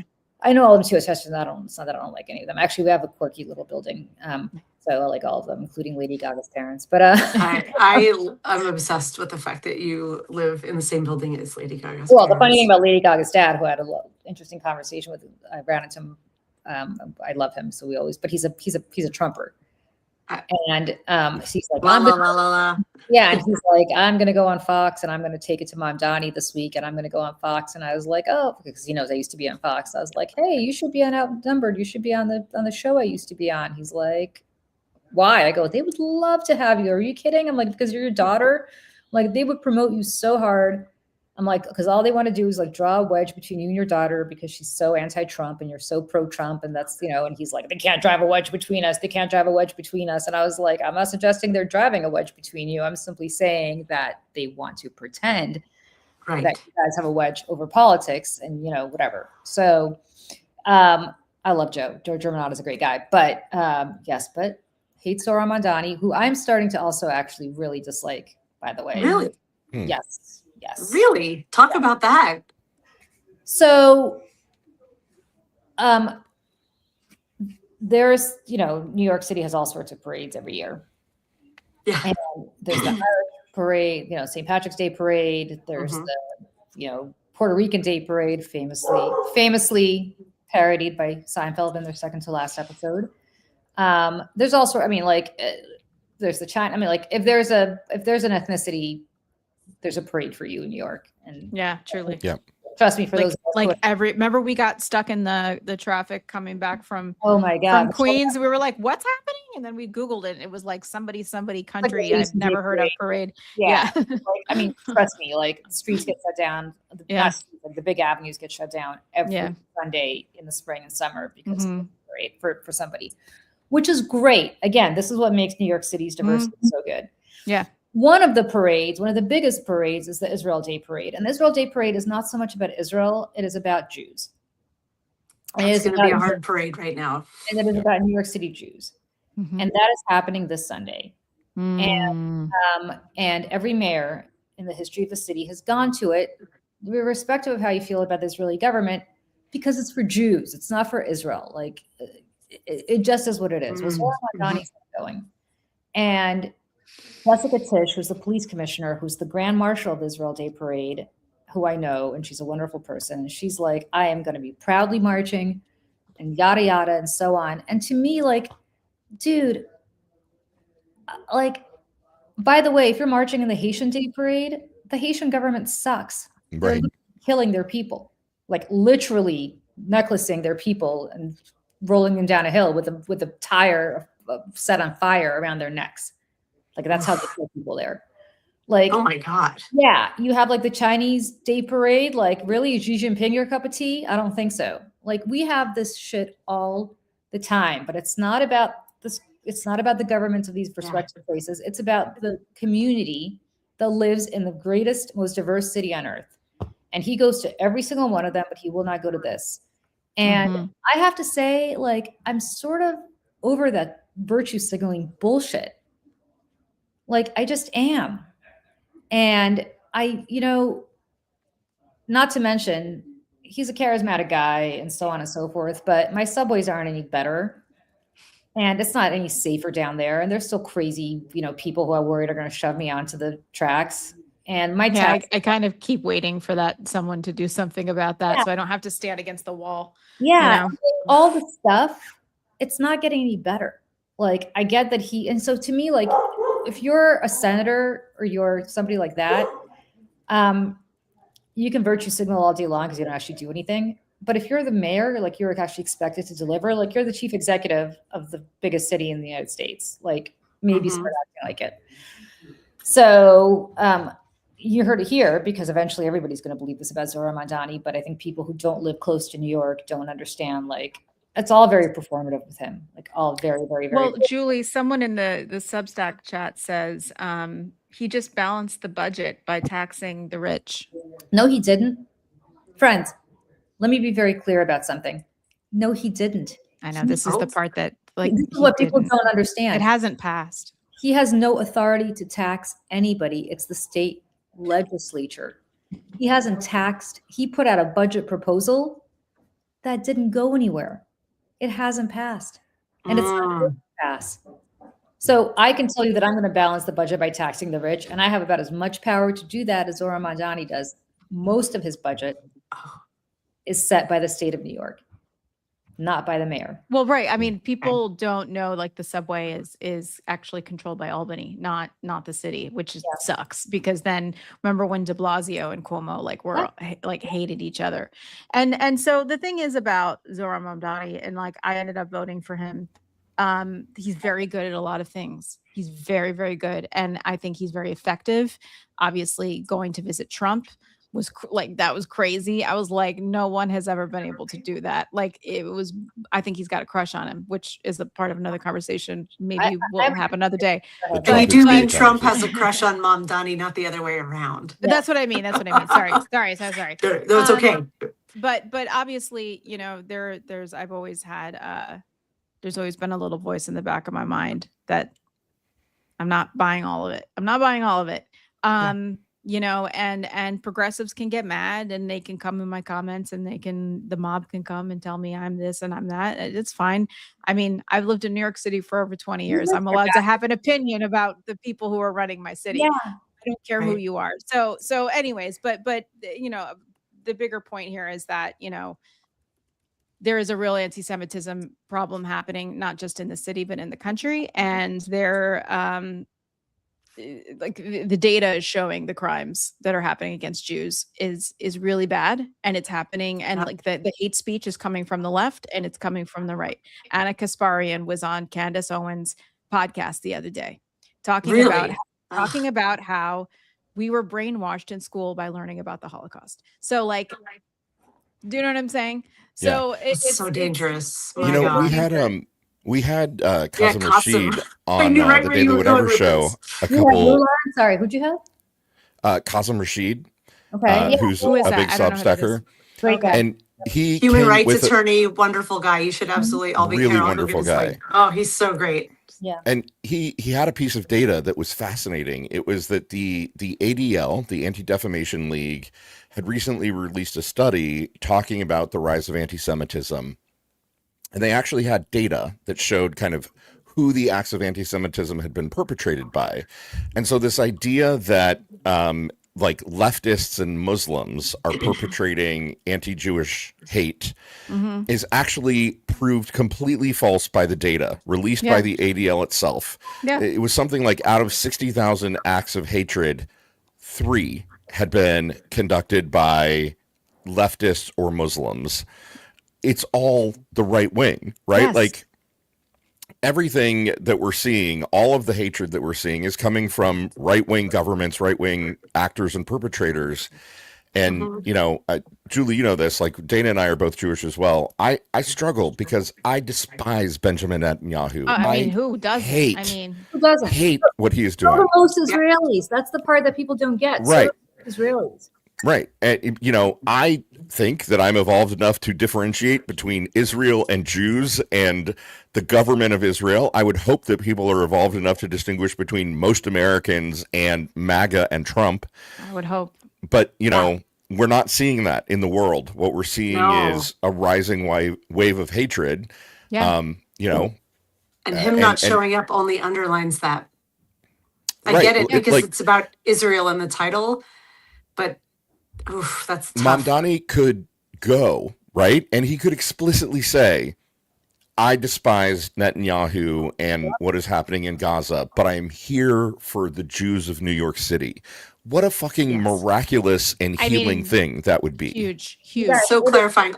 Julie, did you just turn the baby into a cup of coffee? Turned the baby into a cup of coffee. And but Maggie's sitting very quietly. Oh, I see Maggie. I'm looking on my tiny screen. And I had to get up and let Haggy in because he was outside and he couldn't get in. And I was crying because my husband went somewhere outside and find him. You have so many babies there today, yes, Julie. So many. I mean, I'm so tired. I just want the day off. Not from you guys, from dogs and babies. Stop crying, Hagrid. He's gonna come. Yeah. Lawrence, to add on to what you said about, just to say really quick, there's a lot of, just Miss Bink said, I've known a lot of Jews all my life. I've never known a right-wing Jew ever. Sadly, there's meet my dad. Yeah. Sadly, I do know right-wing Jews. They exist. They absolutely exist. Let me tell you something, and I will have a lot more to say about this after Tuesday. There is a concerted effort. Oh, yes. APAC. Go off. I'm going to go off. I'm going to give you guys a preview because I'm going to. I hate that. Put this actually into the New York Times. They probably won't take it, but I will try to actually. This is beyond just a Substack column because I have learned experience with everything I've been doing in the last 6 months, which Michelle knows about. There is a concerted effort by APAC, which has been taken over by massive Trump donors. Their chairwoman is a massive Trump donor. Their president is a massive Trump donor. Miriam Adelson gives a shitload of money to their PAC, to Yeah. their soft money PAC. Singer, all of these Trump people, right? The Mhm. little ladies who send $10 checks because they love Israel, they're all Democrats. They don't understand what's happening. Right. But the people who actually control AIPAC, I believe there's a concerted effort by them to elevate the most crazy anti-Israel, anti-Semitic, anti-Jewish people to Congress on the Democratic side, so that they can go to American Jews, who are the most consistently pro-democratic group that votes, except for Black women, and say to them, "Hey, Jews, look who the Democratic Party has been hijacked by. Mhm. Yep. So don't vote Democratic anymore." It's a long game. It's a long game to game turn. that they're playing, and you guys, I have all the receipts to back Yep. this up. Mhm. And I Michelle knows hate. it. And I believe you, and I hate it. I hate Oh, it's it. awful. That's the thing is like people, I was like, I hate AIPAC too.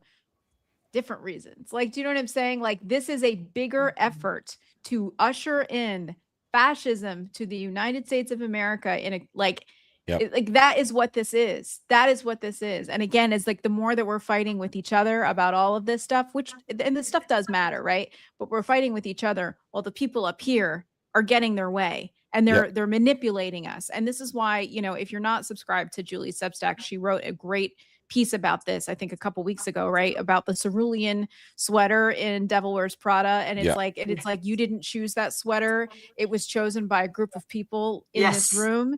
And like that is how a lot of these arguments that we are having is that cerulean sweater. We are not choosing these arguments. We think we are, but they're not. They're being fed to us over and over and over again by people who live above the algorithm.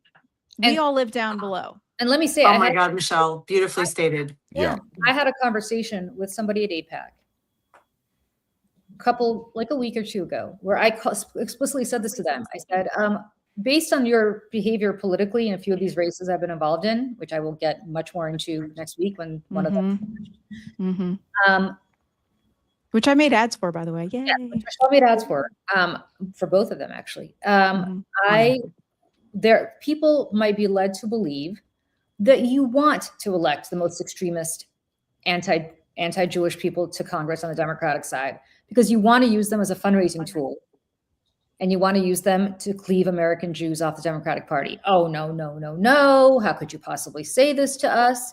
And you don't get it. I said, don't you fucking come at me because I will never be out-Jewed by you. Like legitimately, like I'm not, I'm not Zoran Mondani here, right? Like I am a Jew who has a lot of family in Israel, whose grandmother is buried there, who intends to be buried there herself one day, hopefully, who just had a son bar mitzvah at the wall. And 2 days after that bar mitzvah, the fucking Iron Dome saved our life because we had Iranian missiles fired at us last June during the first Iran war. So I don't want to hear that shit from anybody. Like you can't play this game with me of like, oh no, you're being anti-Semitic by coming at us. Fuck you. Fuck you. Yes, it was a Jew off, basically. I was like, I will never lose this Jew off to you, fucking AIPAC guy. Right. And that's the reality of what I'm telling you. This is a long game that they're playing. This is a very long game they're playing because Jews raise a lot of money for the Democratic Party. Yep. And Jews are one of the most reliable voting blocs in the Democratic Party and want that gone. And never forget that Benjamin Netanyahu, over a decade ago, publicly said, I don't care about American Jews. I care about evangelicals. They're the ones. Right. I mean, That's right. That's right. He doesn't care about the diaspora at all. And he's putting us in danger. Why does my son have to answer for his bullshit in Gaza? Right. Yeah. And it's school. I think exposing, the giant conspiracy of American evangelicals who have been played and duped, who have come to believe that the way to bring Christ back is to allow the Jewish state to build the third temple on Temple Mount, which P.S. would knock down the mosque that is currently there and is also very holy to the Muslim religion. Like there is a giant mindfuck being played on Americans, kind of across the board. And yeah, it's not Jewish people. It's the fucking government. It's Netanyahu's government and their extremist right-wing agenda. Who doesn't give a fuck about American Jews? He said so. Right. And AIPAC is telling Yeah. everybody on earth that if you want our support, you have to subscribe to everything the Israeli government does. Right. Really? Including this? Mm-hmm. Including the fact that they're going into the West Bank and just oppressing the shit out of the population there? It's crazy. Those Right. people didn't attack anybody on October 7th. Yep. Like It's it's awful. madness. Including his fucking Trump bullshit of trying to get rid of the independent judiciary so he could stay in power forever. Like, Right, which was happening before then, and Israelis were in the streets for weeks, like protesting him. And I don't know if I know Michelle hasn't been there, but have either of you guys been to Israel ever? I have not. No. Okay, it is like when I tell you these people live on top of each other, it is on top of each other, on top of each other. You go to the Western Wall, which is the most sacred part of Judaism. It's the last remaining vestige of the outer wall of the Second Temple. Yeah. You go there to pray. My son had a bar mitzvah there. Like it's the holiest place in Judaism, basically. And what's above you? It's the mosque. The Mosque of the Moon. The mosque. It's beautiful. It's beautiful. It's right there. And so it's not like, and which stands on what used to be the Temple Mount, which was the Holy of Holies was there, and so on. So you have these crazy people who are part of Netanyahu's government now, who are like, we need to, rebuild the third temple. Fuck, what are you crazy? Like, are you insane? This is like right, and like this is again where like the liaison between a lot of this too is Jared Kushner, which like.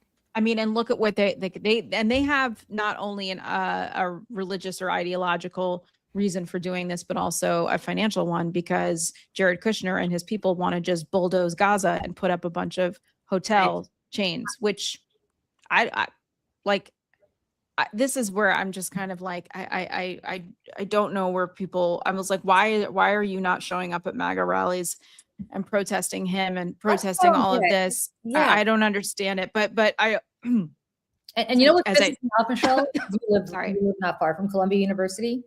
Not one fucking rally since Trump got elected. No, not one. Well, also they chained off the whole university. You can't even get out there unless you're a student or faculty anymore. But I wanted to bring up, so Luck Dragon's twin says very similar to the Heritage Foundation and their long game project 2025. That is exactly correct. That is what AIPAC is doing. And also, I mean, think about it too. It's like the evangelicals don't see other Christians as Christians, right? Like they're the only Christians, like, they're the ones that are going to do all the Jesus stuff or whatever. I don't know religion things, what they think, but it's something is about like somebody, the rapture, and like somebody's coming back, or I don't know. I didn't take religion in school, but anyways, my point being is like, they don't see everybody else as Christian the same way that Bibi Netanyahu sees Israel Jews, but not Jews from the rest of the world that he's put in danger because of what he is doing. Let me give you an example. I'm just going to say it. Friend of the show, Tom Malinowski, who people may remember Michelle and I had on a few months ago, former member of Congress, probably the most thoughtful member of Congress I've ever worked with. One of them, certainly. Oh boy, did I just hear puppy? No, that's my dog. Okay. She also was whining like a baby. So this is a lot of baby stuff going on. All right. Tom Malinowski ran for Congress in a special election for Mikey Sherrill's congressional seat when she moved up to be a governor. And that election took place in February. He had 100% pro-Israel voting record when he was in Congress. He said he might condition aid to Israel. Under what circumstances? I don't know. Maybe if the apocalypse comes and somebody says, hey, we're going to destroy the world unless you condition aid to Israel, whatever. AIPAC spent, between going after him and propping up somebody who was never going to win, about $4 million, killing him. Wow. And they succeeded. He had a 100% pro-Israel voting record. Now, flash forward to there's an election in New Jersey in a neighboring district on Tuesday. There is a candidate running who is a former member of AIPAC. I mean, he still may be a member of AIPAC. Obviously very pro-Israel. Very, AIPAC has been like all over him. Yes, we're going to help you. His opponent, one of his opponents, she's on my lap. I have her. Okay. Yeah. Okay. Sorry.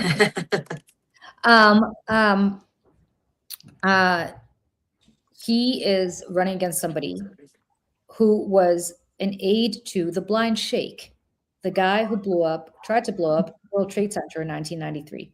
Wow. Mm, Yeah. okay. He was with him and traveled with him when the blind sheikh said, "Death to Jews and Christians everywhere," and so on. Like, not a guy who has 100% pro-Israel voting record like Tom. No. This guy was a surgeon and he went to Gaza to work in one of the hospitals. Fantastic that he did that. Came back and said there are no tunnels underneath my hospital. The next week, they found that Yahya Sinwar, the mastermind of the October 7th attacks, his brother was hiding in a tunnel underneath that hospital. This guy traveled to Bosnia in 1994, a year after the World Trade Center thing in 93 with the blind sheikh, to work with Al-Qaeda linked faction. This guy's scary as shit. Mm-hmm. If I were AIPAC, I'd be terrified. AIPAC has spent zero trying to defeat him. Not a dime. And that should tell people everything about what the long game is here. Like the long game here is not to help Jews. It's not to do anything like that. It is to usher in fascism in the United States of America. And they will do it. Yep. Yeah. They want Israel. They want this guy elected so that they can use him as the poster child to say, look at what Democrats are doing. This guy's going to, good shot, he's going to win. Yeah, he's going to win. He's like up by like 8 points or something, right? He's got a $3 million PAC funded by all the pro-Palestinian people, whereas AIPAC has not spent a dime. So I say all this to say they want him. They want to say this guy is the kind of guy who is now the face of the Democratic Party. Jews, you can't vote Democrat because they're electing people who wish death upon you and hang out with terrorists who blow up, try to blow up the World Trade Center. That's going to be all the ads in November. All of them. Inspiration for Osama bin Laden. This is such a Democratic district that he's running in that whoever wins the primary on Tuesday is going to win the general. This guy nobody knows about now because they don't want anybody to know about him now. They want him to win so that as soon as he wins, he's going to be the national poster child for Republicans and for AIPAC to say this is what Democrats are elevating. Because they know they're going to get their asses kicked. I mean, this is a shorter term, obviously, thing than the longer term from AIPAC, but like they're going to get their asses whooped in November, and so do not underestimate what the Republicans and the conservatives and all the people who want fascism in America. All of those people, do not underestimate what they are capable of, what they will do, what they will put money behind, and the things that they will say. Do not for a moment. And so, and this is again where I get like really, really, really, really, really angry at my party, and our party rather, because I'm like, where are you? Why are you not paying attention to this? Why is there nothing? Why is no one having a conversation about it? Why is there no creators talking about this? Why are you not? Why are we not getting ahead of it? Yeah. Right. Why are we not getting ahead of it? Like every other problem, you know what I mean? And it's just like, instead of reacting, why are we not being proactive? Why is there not an army of left-leaning content creators? Goes back to that idea of we cannot suffer from a lack of imagination anymore about the conspiracies, like God help me, for putting on my tinfoil hat, but like the magnitude of what groups like this are willing to do to manipulate the American electorate so that the most nefarious outcomes can become manifest, right? Like we can't be fools about this anymore. We have to think about what is actually happening and what motivations truly are. Otherwise we're going to be manipulated the shit out of, just like happened in 2016 and 2020 and 2024. And so for every Mondani and progressive person who's like AIPAC, the Jews understand that what AIPAC is doing is harming people like me. More than they're harming Zohran Mondani because they want Zohran. Do you know the reason that I think Donald Trump is palling around with Zohran Mondani? Oh, I'm scared, but yes, I want to know. He wants him to be the face of the Democratic Party because he wants to go to moderate Democrats and to Jews and say, you see, this is the guy that's now the face of the Democratic Party. He wants to have this guy elected Tuesday. Yeah. Adam Hamawi, who was traveling with the blind sheikh and admitted that he heard the blind sheikh preach jihad. And And his answer was, sorry, can I tell you what this guy Hamawi's answer was? Yeah. Well, yes, I did hear him talk about jihad, but he also talked about a lot of other things. Okay, Hitler also electrified the Ruhr Valley, in addition to doing a whole bunch of other things, right? Like Hitler created a lot of jobs on his way to, genocide. Mm-hmm.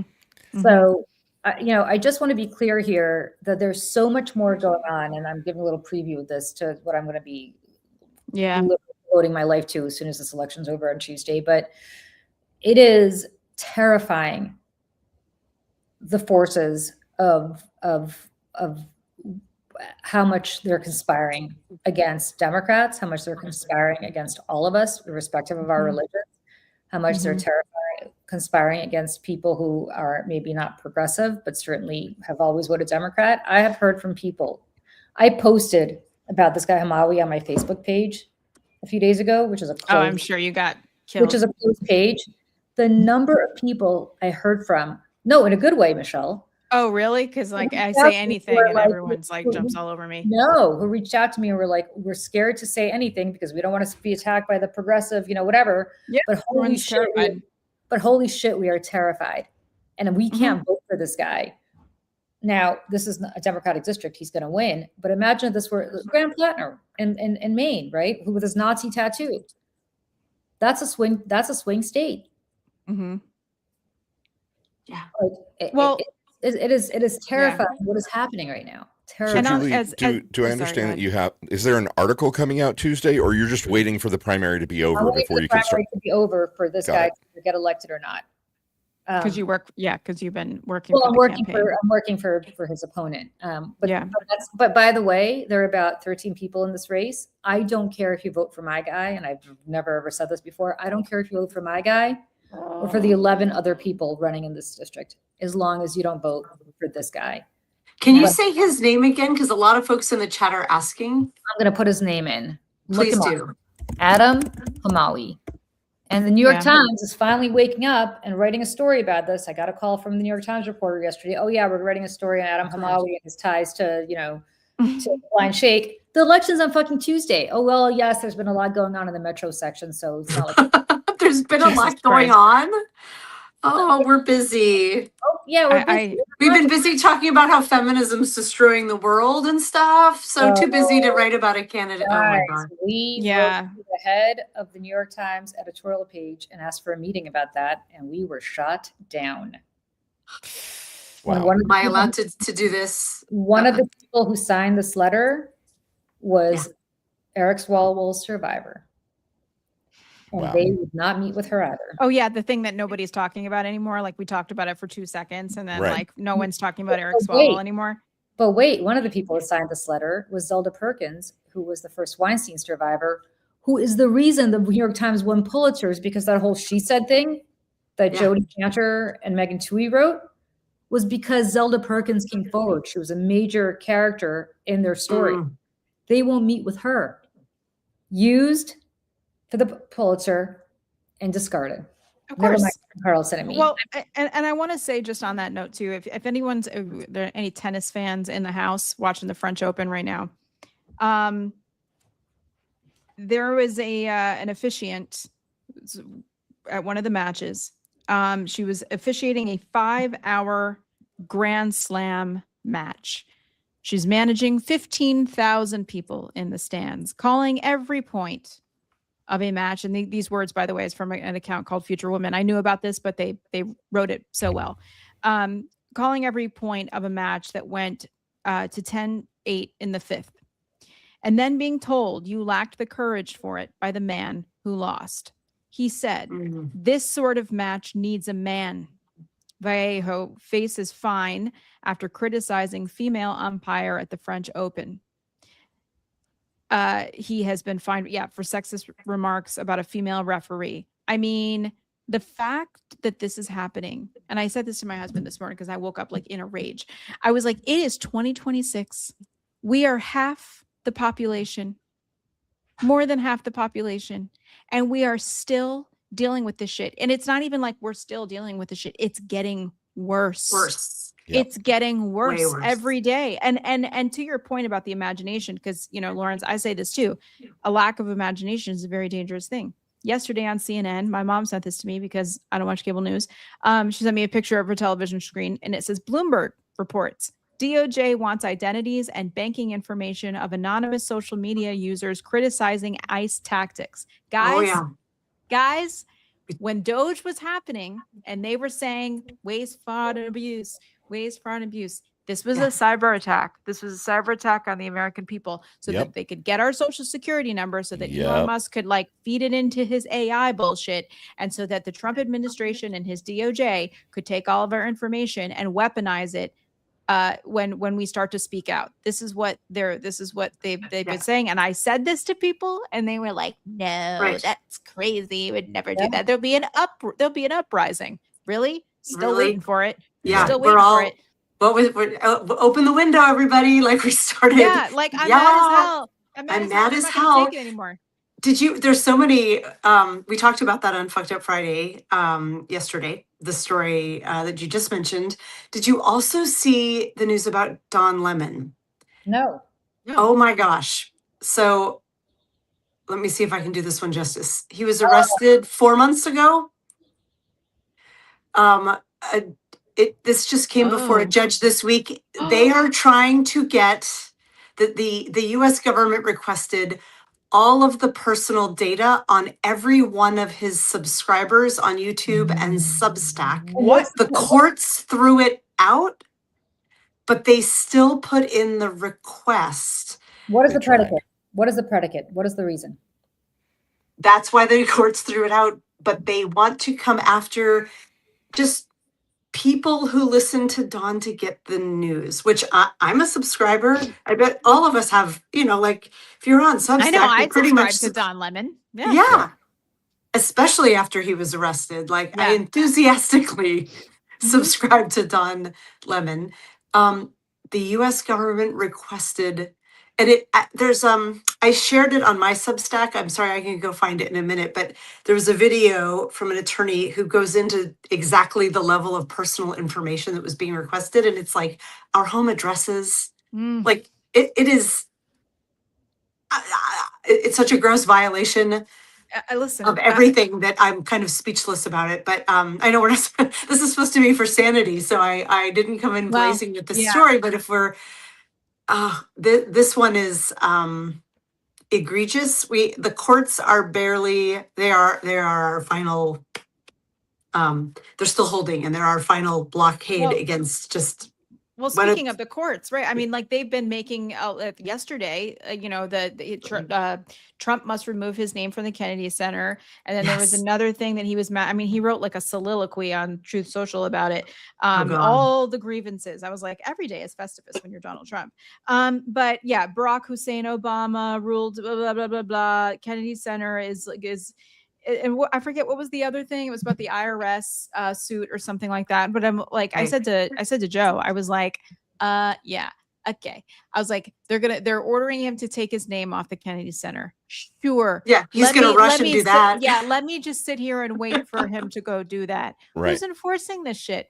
And to that point, I mean, like, look what's happening to the White House. And my friend posted this on his Instagram this morning, and nothing encapsulates this moment more than this photograph, y'all. Oh, yep. I knew you were going to pull that one up. It is. Enjoy that before and after. It is so like when my kids were small and you'd like leave the room for a few minutes and you'd come back and be like, oh, the toddlers took over. They smashed everything. Someone needs a nap. Yeah. So that I can clean up this mess. Isn't that exactly what that looks like? Like a bunch of toddlers just came like, And as Maritza posted out on our show yesterday, did you guys see the movie Contact? I'm sure you did. Yes, I loved that movie. I loved that movie. Same. And doesn't the contraption on the lawn? Oh, it does. It does kind of look like that. Oh my gosh. I hadn't thought of that. It does. Same. It was all Maritza who pointed that out. I just want to point out that Ann P. Mitchell, Esquire, who is the official legal correspondent of the Daily Whatever Show, is here in the Substack chat. Hi, Ann.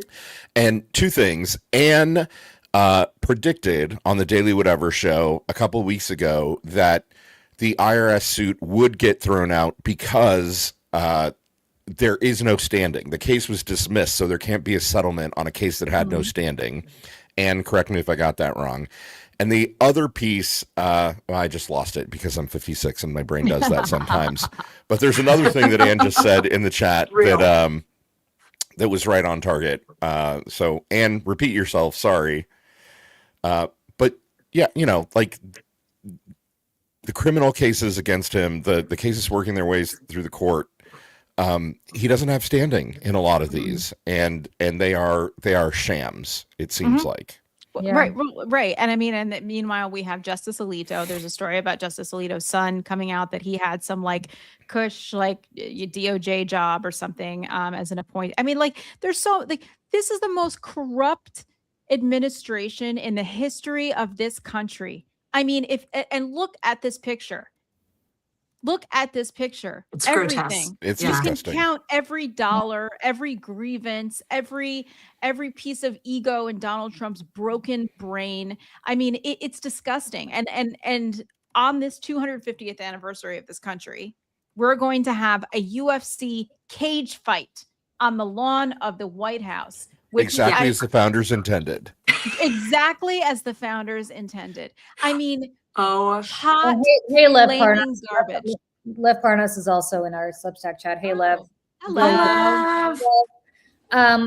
You guys, I got to be honest. This whole like weirdo 80s 250th anniversary shit. Like, look who he's actually having.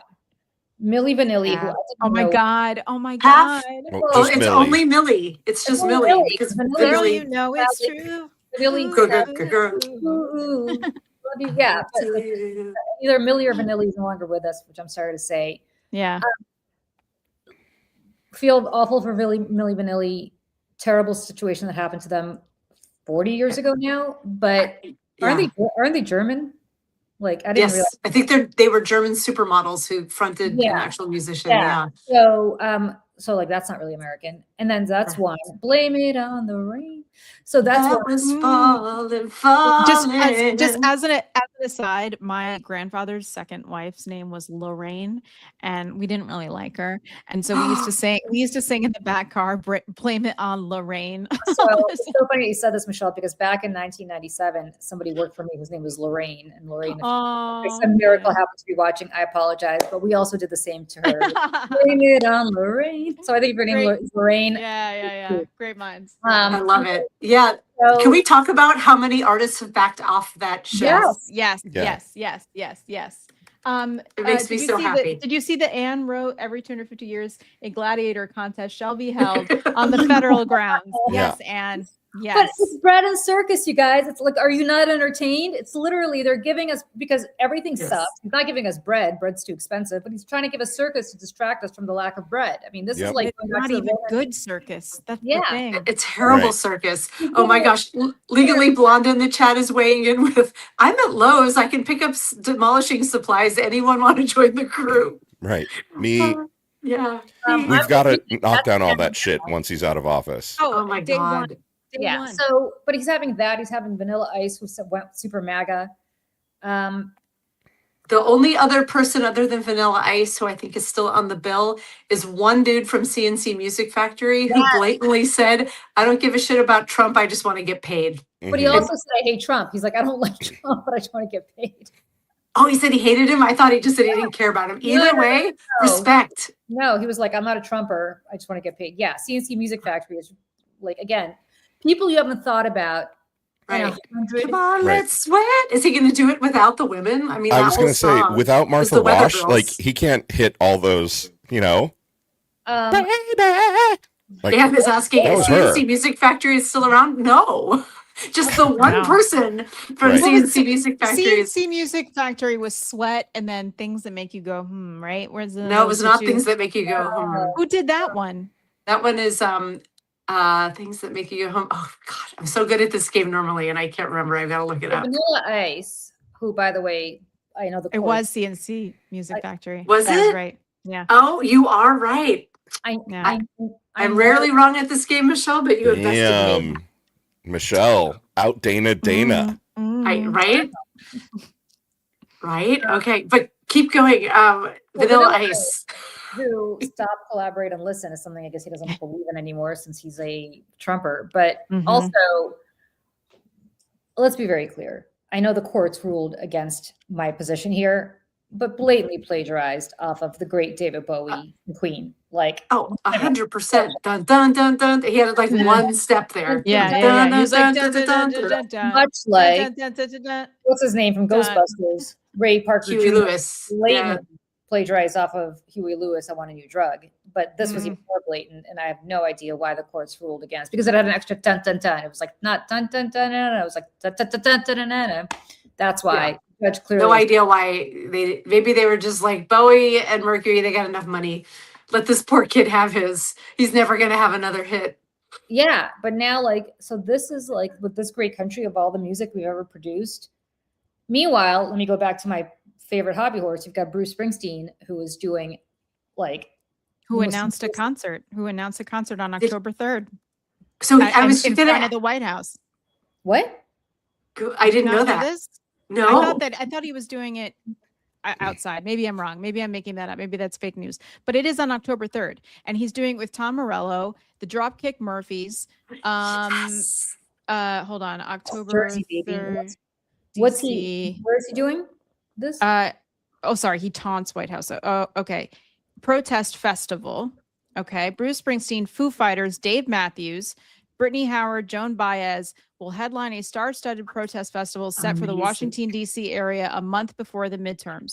Springsteen and Rage Against the Machine guitarist Tom Morello announced the festival Wednesday while performing together at Nationals Park in Washington at Springsteen's Wind Down as his Land of Hope and Dreams American tour. At the concert Wednesday, Springsteen played many of his most political songs, blah, blah, blah, blah, blah, and said the Gestapo tactics of this president and this administration will not stand here. This American tragedy can only be stopped by the American people, you. There is no one coming to save us. We've got to do it ourselves. So join us. Let's fight for America that we love. Do you hear me, Washington? So the one-day, two-stage Power to the People Festival is set for October 3rd at Merriweather Post Pavilion in Columbia, Maryland. Okay, so not there. It's going to be nearby. Columbia, Maryland. Wish it was closer. They should have done it on the mall, but I understand why they didn't.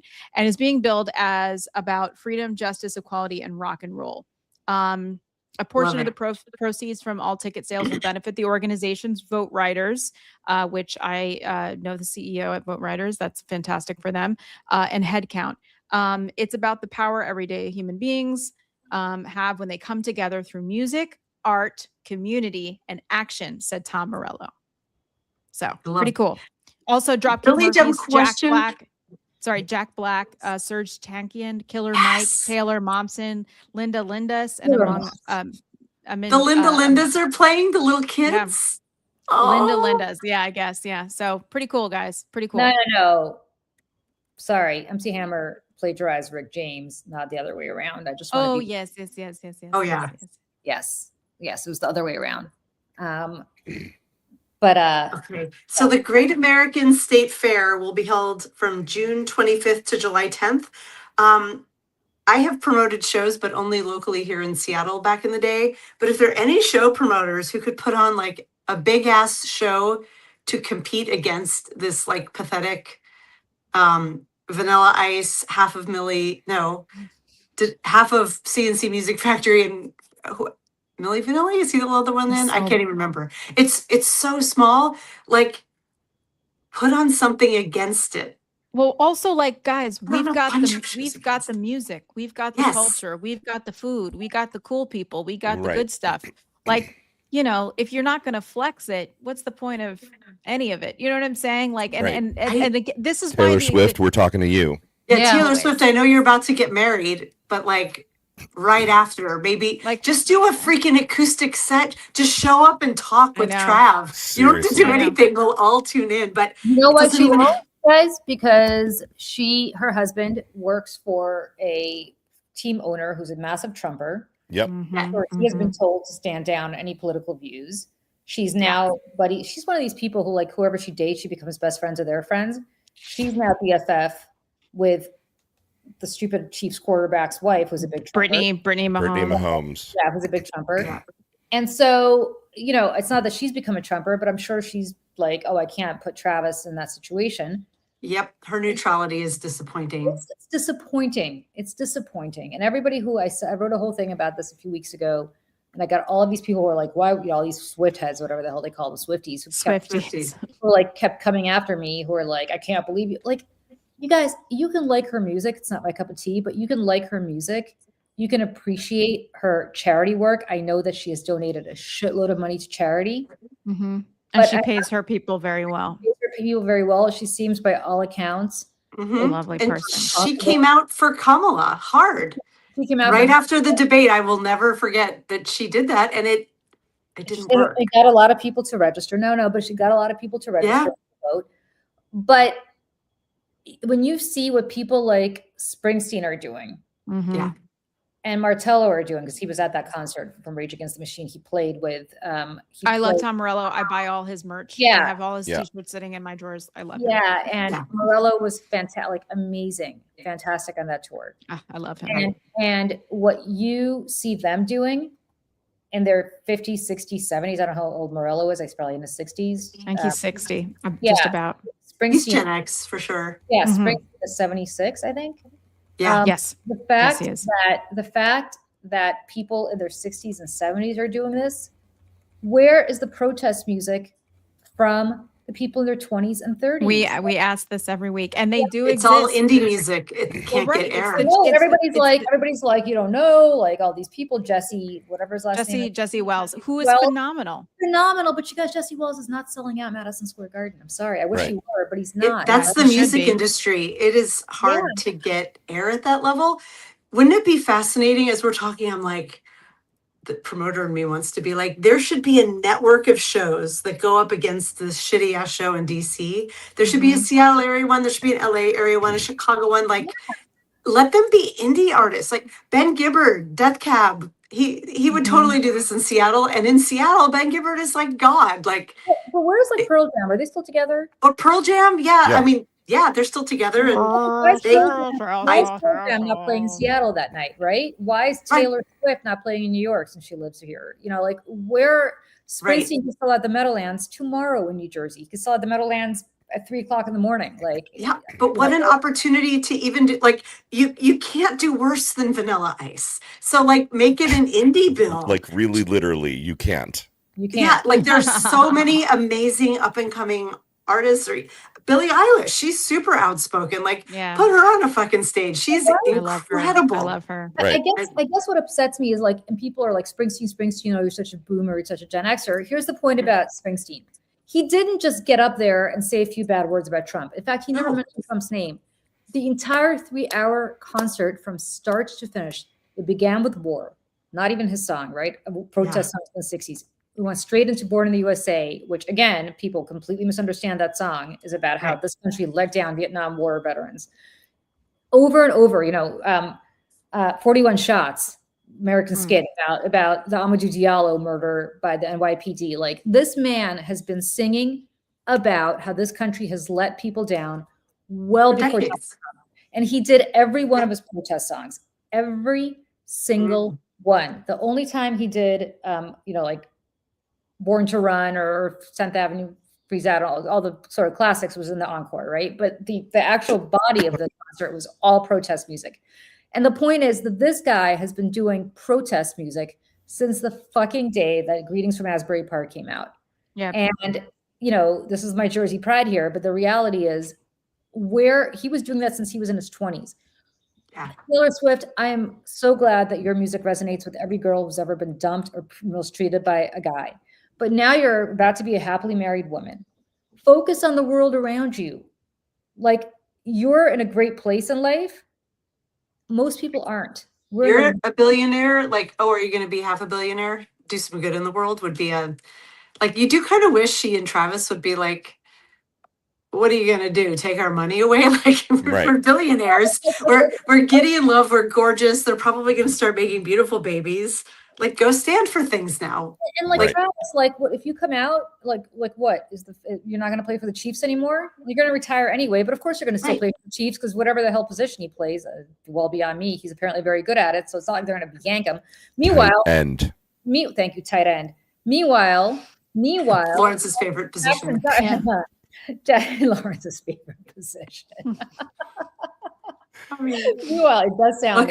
What could be more gay sounding than tight end? I'm not the first woman to make that joke. Who came up with that? Meanwhile, Football is kind of gay. Jackson Dart, the new quarterback for the Giants, is Oof. showing up in MAGA rallies with Ooh. Trump, and apparently the Giants aren't pulling him. So they're not pulling some guy who's a. But he's so cute. I Did guess. you hear Trump was going on about his beautiful body and his Yeah. he looks like a model, and I'm like, No, what? Trump was like Again, filleting him practically. Yes. Like, Yeah, Yeah, model. Lawrence, he's I think handsome, but the chat is ew. saying wide receiver also sounds pretty gay. It's not Yeah. just True. Yeah. That's it. Well, so one that has to be the tight end. one Right. that wants to be the tight end. No, I guess not. But maybe not, you're into tight ends or wide receivers. I don't know. I shouldn't be making these jokes, but We'll defer to I'm we'll defer to certain- Lawrence. you have my permission. The gay high command grants give you me permission, permission okay. to do this. yes, it is pretty funny that the most masculine sport in the world has positions like tight ends and wide receivers. And they You all can't- smack each other on the ass. Yes, and they all wear little tight and they, tights. Listen, they I huddle listen. and they tackle. There's a so great gay. speech in Fleabag, season 2 of Fleabag. That's Kristen Scott Thomas's character says, and it's like about how men start wars so that they can touch each other, and Yes. I genuinely believe that, like, that's why there's all these violent sort of sports and things. It's like because men, this is where toxic masculinity hurts everyone, guys. They need to touch each other, and they're afraid to, so they have to invent violent ways in order to do it, like Yeah. wars in football. I mean, And you look know, at the pants. Look at the little Wrestling. pants. you know my whole theory, right? Like the entire world is basically a result of men and their insecurities around their penises. Like if we could just normalize that men could be naked and look at each other's penises, you know, everything would be better. Yeah. And like, I mean, and look no further than like Elon's rocket and Jeff Bezos's Right, rocket that right. looks like a giant penis. Right. Like, They've you know what I'm both got saying? Like, such big rockets. Can we talk about Jeff Bezos's like? Did anybody his see thing that blew video? up the other day violently at Cape Canaveral. Did you see that? Yeah. Yes, it Yeah. did. Did you guys see Bezos's interview with Andrew Ross Sorkin? And we don't have to even talk about the substance of it because it was absurd.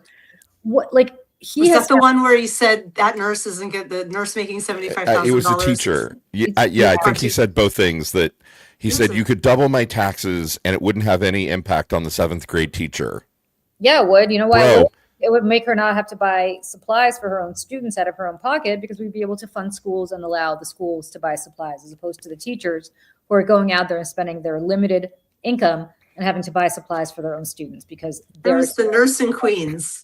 Jeff Yeah, there- Bezos, who just sold $5.7 billion of Amazon stock. Oh my The God, CEOs are all cashing out, you guys, because they have numbers about what's coming that we haven't seen yet. and Peter Thiel, who I wrote a whole thing on yesterday. Who knows about the Just Sorry, moved- keep going. Yeah, who just moved to Argentina, where all Nazis eventually go. I saw Bye, that. Peter. Yeah, but the point is because he's worried about nuclear war in this country and he's worried about the AI crisis. So I guess he's hiding out like all the other Nazis in Argentina. Like the rest of us are stuck. Follow the money. Did you guys watch Paradise? Any of you watch Paradise? Season 1, I haven't watched season 2 yet. Okay, I'm currently watching The Audacity, which is also pertinent to this conversation. So you know what episode I'm talking about in season 1 of Paradise, which is quite frankly the most harrowing hour of television I have ever seen in my entire life. Yup. And the morning after, if you were on Blue Sky or Twitter, you saw everybody saying that, including like Tom Nichols, who's like a curmudgeon. Like this show. Anyways, it's let me, without giving it away, you know that this day exists from the first episode, but they show you finally the flashback of this day. And it's basically this horrible, horrible, horrible thing happens. And the government has known about it for years. And so they have an escape plan. And as you're watching, like, and by the way, when I say government, it's like 5 people, because even like the president's best friend, chief of staff is like, oh my God, like, yeah, let's get, and he's like, you can't come. Like I sat on my couch because I watched it right after Trump and it was just during Doge and all the public health stuff that was going on. I sat on my couch and just sobbed because Yep. when my husband's like, "Are you okay?" and I'm like, "No, I'm not okay." I was like, "Do you understand how vulnerable we are? That we have a government, not that the government was telling us everything anyways, but like they're not going to tell us anything. They're going to get themselves out and they're going to leave us here." Right. Yeah. Saturdays for Sanity. Mhm. Aren't you glad you showed up, you guys? Yeah. Everything is awesome. Let's I'm having a mundane moment, you guys, like what you were talking about, Julie, of like, they're hunger striking over here, and now I have to go make my family dinner. I need to leave in a couple minutes to get my dog to her grooming appointment. Listen, Little priorities. Little Kira is a stinky furry mess, and I need to take her to be groomed. I know. And DPD, yes, Paradise is on Hulu. It is. I know people are still anti Hulu. When they took Jimmy Kimmel back, I said, okay, I'm going to go back to Hulu because I don't have cable. It's like the only thing I have. So, and by the way, if you have Hulu, I hope also you are watching The Testaments. I didn't think that anything could come close to The Handmaid's Tale, guys. I didn't think that anything could come close, but The Testaments is excellent. And the performances, like there is nothing more there's nothing more powerful in this world than a teenage girl, and this show proves this in every which way. And it's also like it's so good, guys. And Margaret Atwood is just a genius, and she has a cameo in the season finale, which is great. Oh my gosh! So I'm gonna have to get Hulu and watch this. The Testaments. Yeah, it's so good. It's so good, guys. It's and anything. I haven't watched anything because my husband. We gotta get you like I gotta get you like a little iPad or something, because even Hacks, like I was saying to you yesterday, I watched. Oh my God, the season finale of Hacks. God, I'm so behind on so much TV, but I have finally seen The Devil Wears Prada, so I understood the cerulean Thank show. God. Thank now God. I need to go. I loved it. Now I need to go watch the second one. If anybody here, oh sorry, I just want to just while you say that, if anybody saw Hacks, without giving away spoilers, the series finale, I just want to know what people thought, because I thought it was the most perfect ending of any show ever. Anyways, Dana. But is it even more perfect than the ending of The Good Place, which will always be the most perfect ending show of any series I've ever seen? I didn't watch. Yeah, I've seen both, and I've got to say that the Hacks series finale is fucking incredible TV. Oh my God! The emotional journey that one episode takes you on is harrowing. Okay. I've got so much disaster. I don't like Lawrence. I was up, I was down, I was up again. I was literally yelling at the TV, like I was crying and then standing up and yelling at the TV and then weeping with and their performances, Hannah Einbinder and Jean Smart, the two of them, that scene where they're both on the couches and I'm not giving anything away, and she's like talking to her and she's angry. It rivaled the other scene a few seasons ago when she screams at her and is like, "I trusted you." And it's just, it's, oh my God, guys. It's like Seattle native Jean Smart. I watch this stuff and I'm like, this is why I wanted to be an actor. I watch this stuff. I'm like, that's why I wanted to be an actor. And also their full force in like anti-AI, as a lot of the industry is, and they're writing it into the shows, which we talk about how politics is downwind from culture. The culture people are saying, oh, hell no, you're not coming for us. And really starting to shame people who use AI, who create AI. And there's this great, and I'm not giving anything away, but one of the main characters who's a manager in this finale of Hacks, he's like, this is why we got in this business in the first place, was to do good work and to be storytellers and, essentially to make the world a better place. That's why we got into this business in the first place. And it's a beautiful show. It's so funny. It's so good. And this finale was just, oh man, just on another level. Gotta watch that one. Okay. I'm going to go back like 15 or 20 topics to Children of Men, because I did go find the scene, the humanity scene, where the war is happening. This baby has been delivered, and in one take they show the baby walk through the crowd and how it pauses all the war. And I didn't bring it back up because the topic moved along, but I thought it would be a nice sort of strangely optimistic way to end. I'm just, you don't have to show it. Just, I'm going to share it with the chat. If you guys have not seen Children of Men, or if you would like to. I've never heard of Children of Men until today. God, really? it's so good. Girl. girl. You guys understand what happens in my house. Yeah. My husband comes home because he's a lawyer and he doesn't, Yeah. he's a news junkie. So he ends up watching CNN and MSNBC all night long, Yeah. or hockey, or football, depending on what the season is, or baseball. And of course, I want to be with my husband because I love him. So like, I don't go and do my own thing. So that's why I never have the opportunity to watch anything. And so I feel like Hacks, I've wanted to watch forever. It's so good. I know. The only I'm jealous of you that you have 5 seasons of an I know you get amazing to show to binge watch. this. Like I on Me love too. I air. haven't started it. What Maybe is it we on? should do. Hulu? HBO. HBO. HBO. Okay. Oh, I don't. It's not TV. It's HBO. Remember that slogan? Very good. Yes. I have the clip here. Dana, I'll show it. Okay. Do we outro on that? Because or at least I will need to outro because I need to go. Well, Yeah. yeah, No, we'll yeah. watch this and then we'll say goodbye on the other Right. side. Very quickly. Say goodbye. Here you go. Da-da-da-da. You okay? How is she? Annoyed.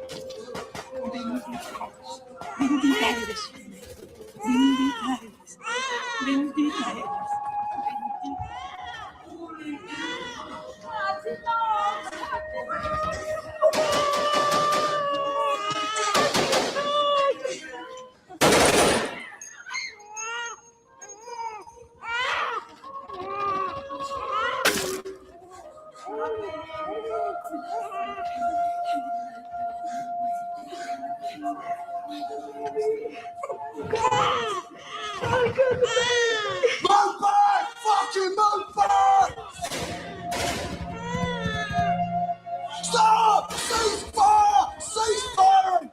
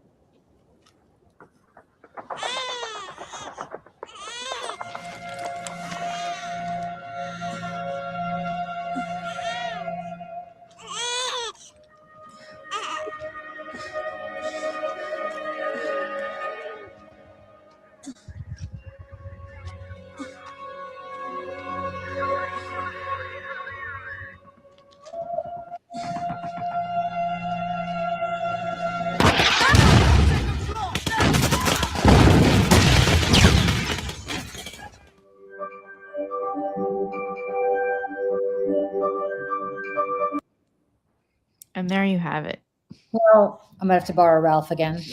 Should I ever Yeah. acquire it? Yeah. I'm covered in goosebumps with that one. Yeah. Yeah. Good Um, stuff. Okay, friends. Yeah. We've been at this for 2.5 hours. We are so grateful to everybody who hung out with us this whole time. I have got to make lunch for my husband here. Yeah. and My also husband, we- I'm sending off to Europe